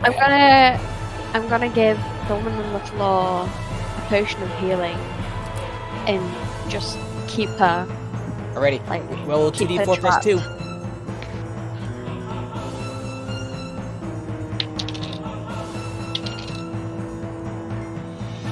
She heals 8. Her eyes open wide open, and most of the scorch mark, like burn marks on her body, are long gone. And she looks at you and says, "Thank you for saving my life." I'm still gonna keep hold of her, and as my bonus action, I'm gonna make Alexander hit Big Dragon Man. Alrighty, roll your attack. 8. 8? That's my turn. 8. So it misses? Oh, no. It would have hit anyway because it was 20. Okay, so 30 or natural? It was 8 damage. 8 damage. 30. 8 damage. Yeah. Alright, so it pushes its back, and it pushes the thing back further and further into the what appears to be the core. Okay, Rogue, better go make another save because it's gonna squish you. Because that's the rule. If you're next to it and it's big, it goes squish. Yeah. That's true. That was a joke, by the way. I'm not DM, I can't make that call. Yeah, I'll make the call. Roll deck safe. That was rude. Oh no. Yeah, so Lonnie, how much damage have you taken? So 29, 14 points of damage for Lonnie. Wow. 14. Okay. I believe that's it for your turn. Yeah, I said turn over. Okay, so Aura, you're up. Okay. Right. You're well, outside of this thing's. You're outside of this thing's cloud range. Zone. Yeah, you're outside of this thing's ouchie zone. Okay. Well, I'm currently at 39 hit points. So I'm going to use another of my. So I'm going to use a bonus action to drink another one of my healing potions. Okay.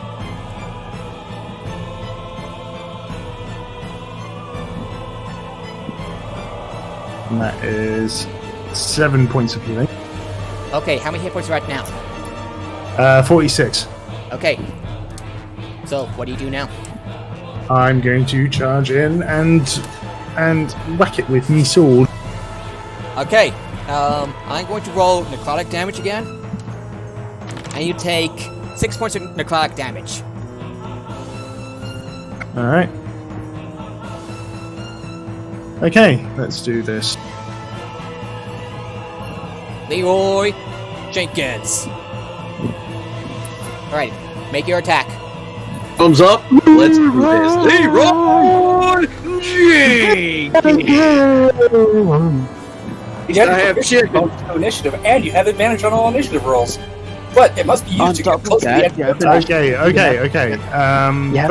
First attack is on the attack rolls. Oh, I have advantage. Cool. Because I'm still Yeah, because in it's a melee second range. strike. As I'm armed.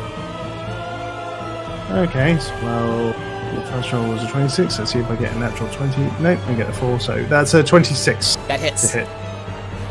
And I'm going to use smite. Yes, okay. Okay, so that I'm is the only fucker that stayed in melee range. okay. That's 13 points of damage. Slashing damage. No, on the slashing, and the smite damage.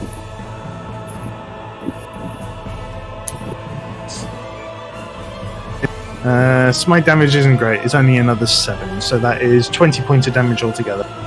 Alrighty. You smash it into it, and light comes out of its the holes out of its body. It's barely even standing. It's barely standing. Okay. Well, I'm going to use my second attack then. I get advantage on this, don't I? Yes. Yep. Yeah, because I'm still flanking. Thanks to Breeze Destructive Strike. Yeah, Okay, DM, right. also because I'm behind the fucking creature. As is Cole, who's still, So it's flanking for everybody. Huzzah. Yeah, it doesn't matter where it's from. I'm getting advantage. Alright, so roll your attack. 25. It hits, and how do you want to do this? Fucking finally. How do you want Okay. to do this with your second attack? I come up to it. Sword glinting in the trickles of moonlight remaining from my moonbeam, and I charge at it and then spin around, slash it at its stomach with one strike, and triggering off the smite, causing it to explode holy radiance underneath it. Yeah, And then I spin my sword around, and I say, "Piss off, you pathetic abomination!" And I bring my sword right back up into the stomach. Yeah. You slash it open, and it bellows out a roar, and bellows have a roar, and with your smite, more of its body explodes in a blast of radiant light. You climb up on top of it, and you finish it up. By driving your sword deep into its skull and twisting it for good measure. Then why did you even bother asking him how he wanted to finish it off? I'm just expanding on it.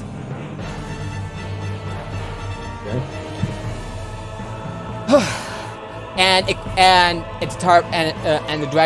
the robot dragon's body crumbles to the ground.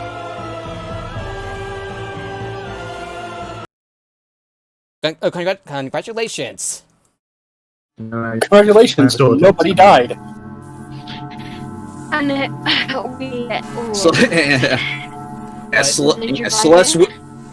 Celeste's wings disappear in a flurry of feathers, and she does a superhero land.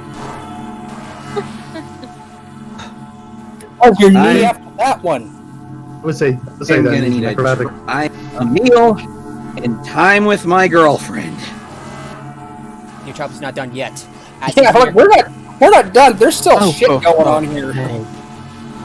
So every one of you enters the core. A radiating steel tower emerges from deep borehole, entwined in cables, pipes, and glowing instruments. It continues further up, through the ceiling to invisible heights.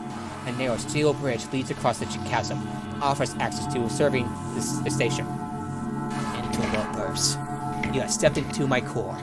The odds of your surviving here... I pick them up and throw them off. This is a machine. You arriving here is and surviving this fight is approximately 15%. I shoot it with a fucking crossbow bolt. I'm not even gonna let him finish. It's like, fuck your monologue as we all just open fire. Fine, I fire chromatic orb. As a I rolled that 20. I command Basher and Ina invading that pesky inquisitive lord. I have warned Basher. Natural 20. We're shooting him again. I'm gonna shoot it as well. Do you wish to know what happens to your dear inquisitive? 20. I have hired Basher and Ina. 56 damage to his face. Alright, I think we're supposed to use a golf club to beat him. Isn't that how it worked in Bioshock? Should we at This least... is okay. This is not a person. This is like a machine. Yeah, I don't give a shit. So smash? You're here. You're hearing essentially a compute. You're basically having a conversation with HAL 9000 here. What are you shooting at? One of the consoles? The glowing light. I'm just Make an wiping attack around roll. every single thing that is around me that is this However, thing. he continues. I've warned Basher that breaking the shells to explode would bring unwanted attention, thus increasing the odds of you arriving here. And now, more of you come to stop my Lord's plan. Yes. Would you shut the fuck up and get to the goddamn point, you stupid motherfucking computer? My Lord is the Lord of Blades himself. He's assigned me. Yeah. And? He decided me to infiltrate the city, find its weakness, and corrupt it from within. Corruption! It's already corrupted! Why'd waste your time? Hurry the fuck up, come on. Through countless pursuits, I have found knowledge. Forbidden knowledge. With it, I have linked my mind to 12 of my kin. Built this complex in which it would create mortal bodies and give them to the Warforged. For every shell the Warforged has cast aside, each will add to my Lord's army. If you end my existence now, we Quick will question. prevail. Shut the fuck up and you piece of shit computer. Ooh. Can we put them back in the shells? No. Why not? Alright. It's a permitted process. Okay. But in a millennium, all of you will be dead, but my Lord will live on. Now, finish what you came here to do. Hunter's just looking for some explosives. Now, we're gonna leave you alive so that people come in and laugh at you because you don't know how to do shit right. You chose all the wrong people. Go to Arcana check. Ooh, Arcana check, yay. I'm shoot yeah. it. Can I roll Arcana? Yes. With Apparatus. 8. What? I'm gonna shoot 21. it. I don't like this thing. This is 21 for the Arcana. And you hear the Wind Woman wait. Before you do Want to anything. set up Alexander to shoot it every time it tries to speak? Before you set it to Roll attack a it, 20. the Wind. Guys, stop arguing roll a and let's 24. speak. And Roll a 24 on that Arcana check, and Cole, will you stop trying to destroy everything that's trying to give us exposition? I actually stopped shooting at it a while back. yeah, you stop shooting as Marin flies in. It's like wait. You don't need to destroy it. Waiting. And I heard of its plans. You can convince this thing not to do this Lord of Blades stuff. You can. You've never dealt with this. Radix, you are aware that there's a side effect that of these bodies. Memories will pop up, and it will cause. Well, it happened to me. So if we could perfect this, now this would happen. Why you want to be in inferior bodies anyway, I don't really get, unless you're trying to infiltrate, which is still garbage. A rational thing. Are you certain of it? Yes. I mean, I don't need sleep, I don't need drinks, I don't need food. I can just go on forever until proven otherwise. What is not everyone feels that way. Not every Warforged feels that way. Trust me, I know. I put most of them down. What would it be like for them to feel what other people do? Feel the warmth of the wind on their skin. But they can. They can literally do what humans do, but don't need sleep, drink, or food. That's what it It might be nice to taste something. Drink, they just don't need to. Guy Fieri's justification for human bodies. They can What does drink. everybody got against Guy can Fieri? breathe. Guy Fieri is a saint. And by the way, you figure out how the controls of this core works. You can easily sever Radix from the rest of the facility, and end his domination over the worker robots, the shells, and the thing that you fought. The separation is reversible, and the Elysium engine can be powered again, as far as you can tell. So, Well, that sounds fun. what do you want to do? Destroy it, or Go to sleep. sever it, convince it? I want to study it. Yeah. So, Leave it here, halfly destroyed, enough that we can repair it, but enough that it takes some time to repair it. In case somebody tries to steal it away. Who was it that wanted to go after all the cords and wires? Because those can be repaired later. Oh, hunters. Huntress has been destroying wires and stuff like that. Just sabotaging mostly everything. So, what does everyone decide on? At the very least, Oh, we and should I'm gonna probably- message Bree. You've at least got to disable. You've at least got to disable the thing so Sharn isn't overrun with, you know. That's what I. Isn't overrun with a, you know, robot apocalypse. Yeah, can I go up to it and disable it? Go ahead. You hear like all the you hear how like I everything's rolled- like I rolled a 24 on that Arcana check, by the way. So, who votes to shut it down? Like, it's only just a temporary setback. It can easily be turned down by itself. Oh, Yeah. no, I want to leave this thing awake so that people can come in and ask questions and point and laugh. Dumb as hell. very least need to. You're an idiot. Celeste glares daggers at Cole. You're an idiot. I didn't say it gets to still have. work. Human. No, you won't. Fuck, dude. I want you to know.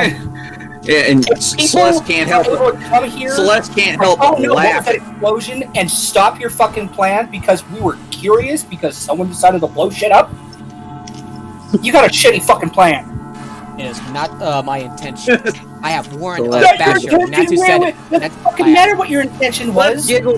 Celeste giggles at both Cole's words and at the word and at the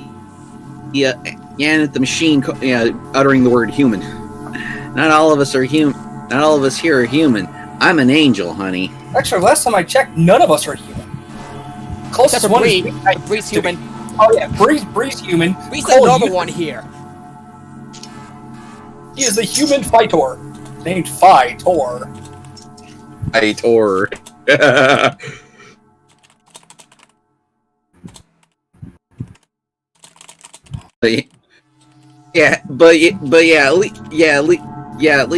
At least several of us are organics. Okay, What do let's you go. mean? Let's go one by Sephiroth? one. So, apparatus. What do you want to do? I want to do what we've been talking about in the chat. So keep it active enough, but keep it trapped in here, severed from making of the things. Celeste. That.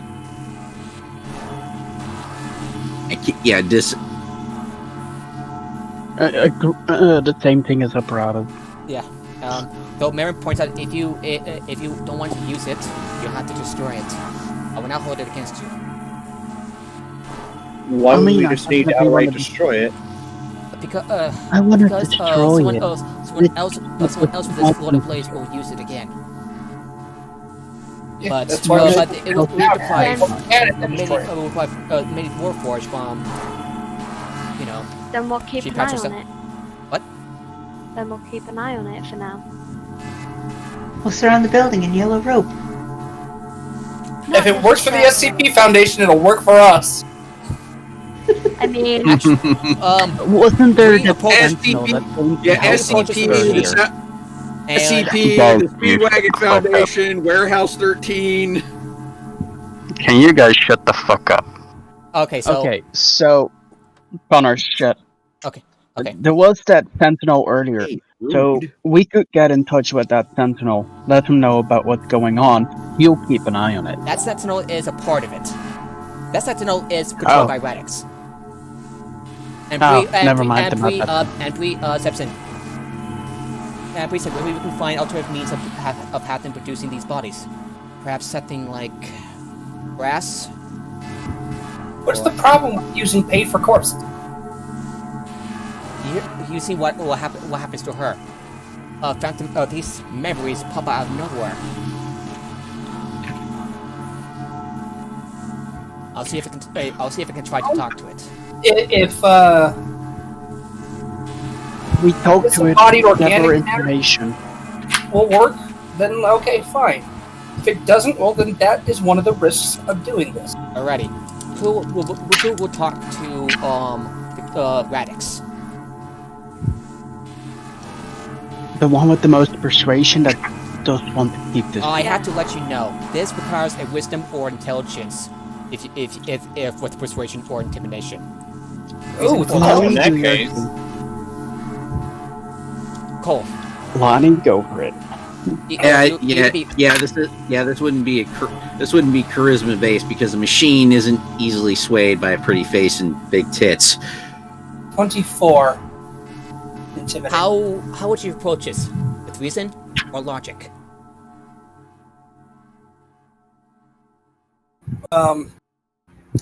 With logic, while still being mean to it because charisma of 8. Mean logic.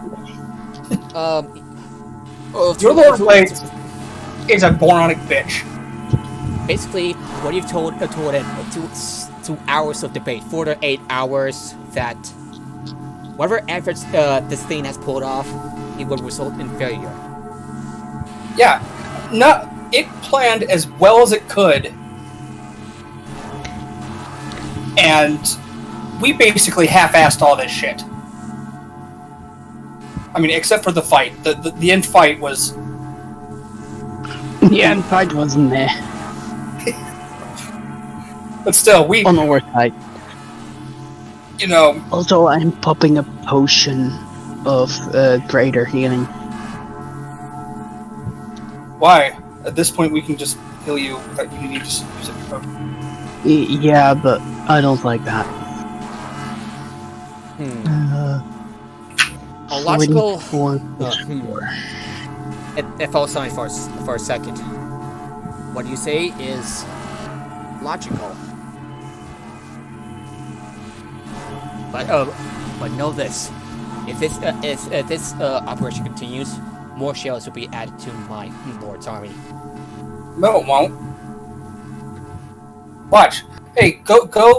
I'm go back get to one full of the shells health. outside real quick. If someone could go get one of the shells, that'd be great. 100 will go get the shells. I really gotta go, man. I'm tired as hell. I'm gonna have to Yeah, go good night. as well. Alrighty. So the others return with the shell. Like, watch. Because we now know I can do this without feeling bad anymore, but watch, and then I just chuck it over the side. It tumbles over and it stands up.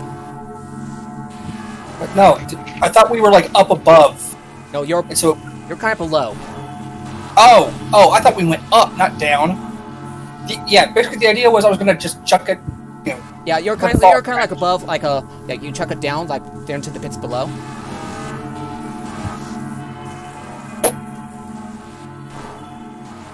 And your point, Radix asks. Obviously, because you're too fucking stupid to figure that out. You can just destroy them. It's not hard. It is ludicrously... My Lord has plans for these. Your Lord has plans, yeah! Well, if your Lord Did I actually tell you? did have any fucking plans, if your Lord actually did have any plans, we wouldn't have been able to so easily stop them.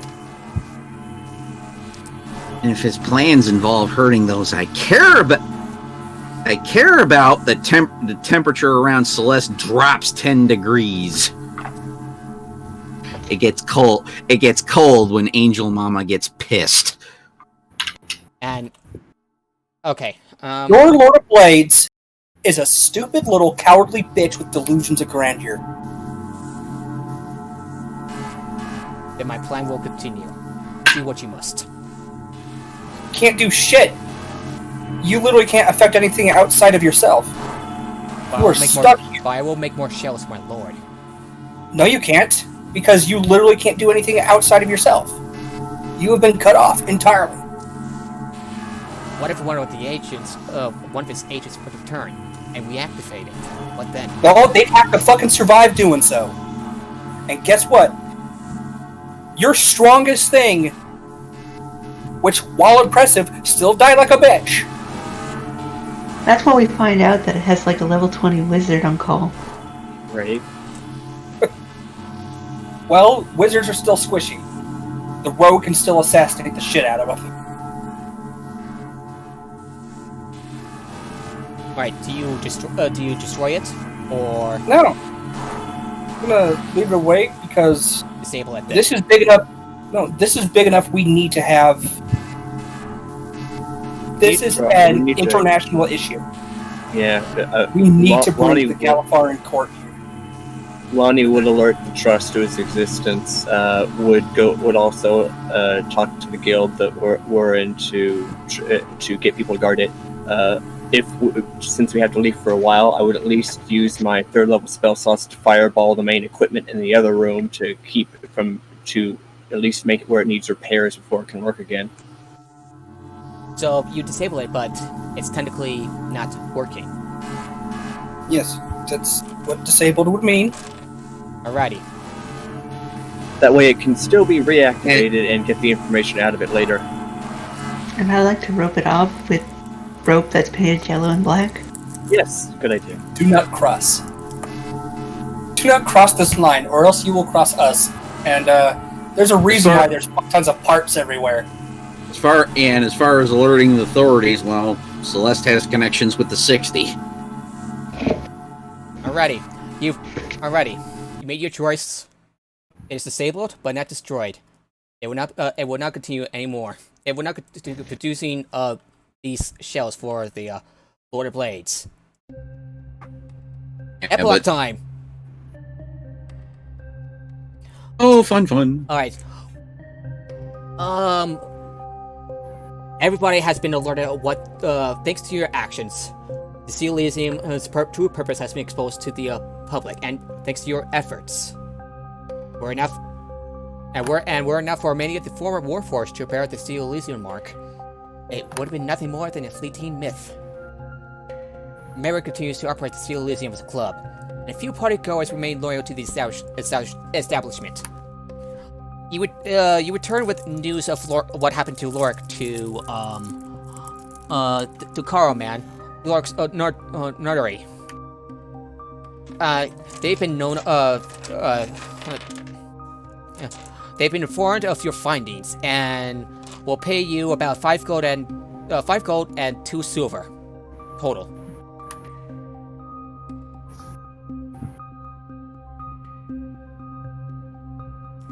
So, who wants the extra code? As for what Laura has paid you, give me a second. All right, bring this up. Laura has paid you each of you about. Give me a second. So 250 gold for all 9 of you. Nice. I'll let the others know. The castigation. Wait, so you said we leveled up, right? Yeah, no. For the night group, Celeste, Cole, and Freya, you've leveled up to 9. As for the rest, you're still level 5. Ah.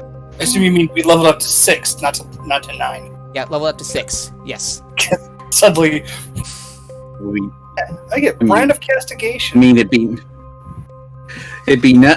nice, but the next time you see Celeste, she will have come into contact with a magic arrow, and you'll see a scarf floating above her shoulders. Brand of castigation is 6th level. Whenever you damage a creature with your Crimson Right feature. So who will have the extra gold? The extra gold of 5 gold and 2 silver. Celeste. Nah, anybody but Celeste. Celeste doesn't need it. She's the rich lady. Let's be honest, Huntress probably already pocketed it. Yeah. Celeste lives in a literal crystal palace in Skyway. I think half of it should go to Alexander, and the other half should go to the Fire Kitty. Sounds like a plan. Unfortunately, Huntress has already taken the extra gold. And with that, one of the Lord of Blades' latest threat is now taken care of, with various organizations like keeping watch over it. The Trust. You start to hear it all over in the newspapers of newspapers.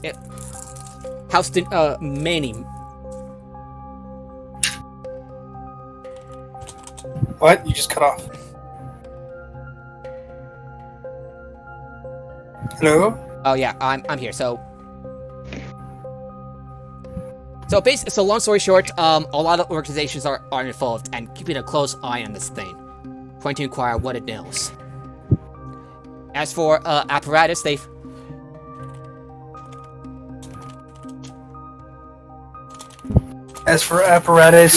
they've informed House Cannon of their findings. Their findings of what the Lord of Blades is planning on doing.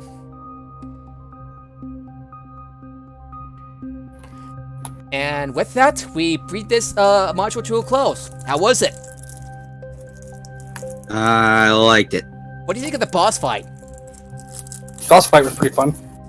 Yeah. Oh fuck! That goddamn to Razik or whatever the fuck its name was. I don't give a shit enough to remember its name. It's like something about taunting it a second time. None of your business, you silly English idiots. It's been defeated and taunted a second time. There we go. That works.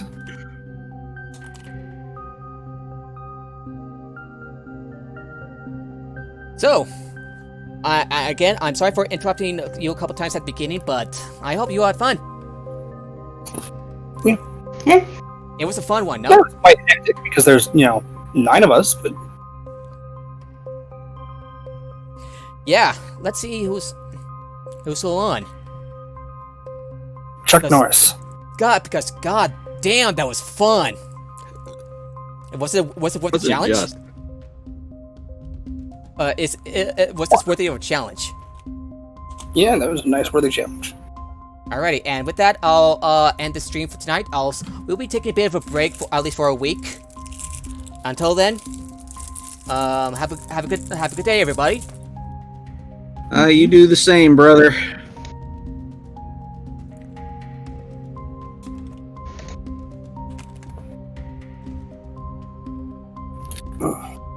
Alrighty, so give me a second while I set this all up. Bye-bye. Alright, see ya.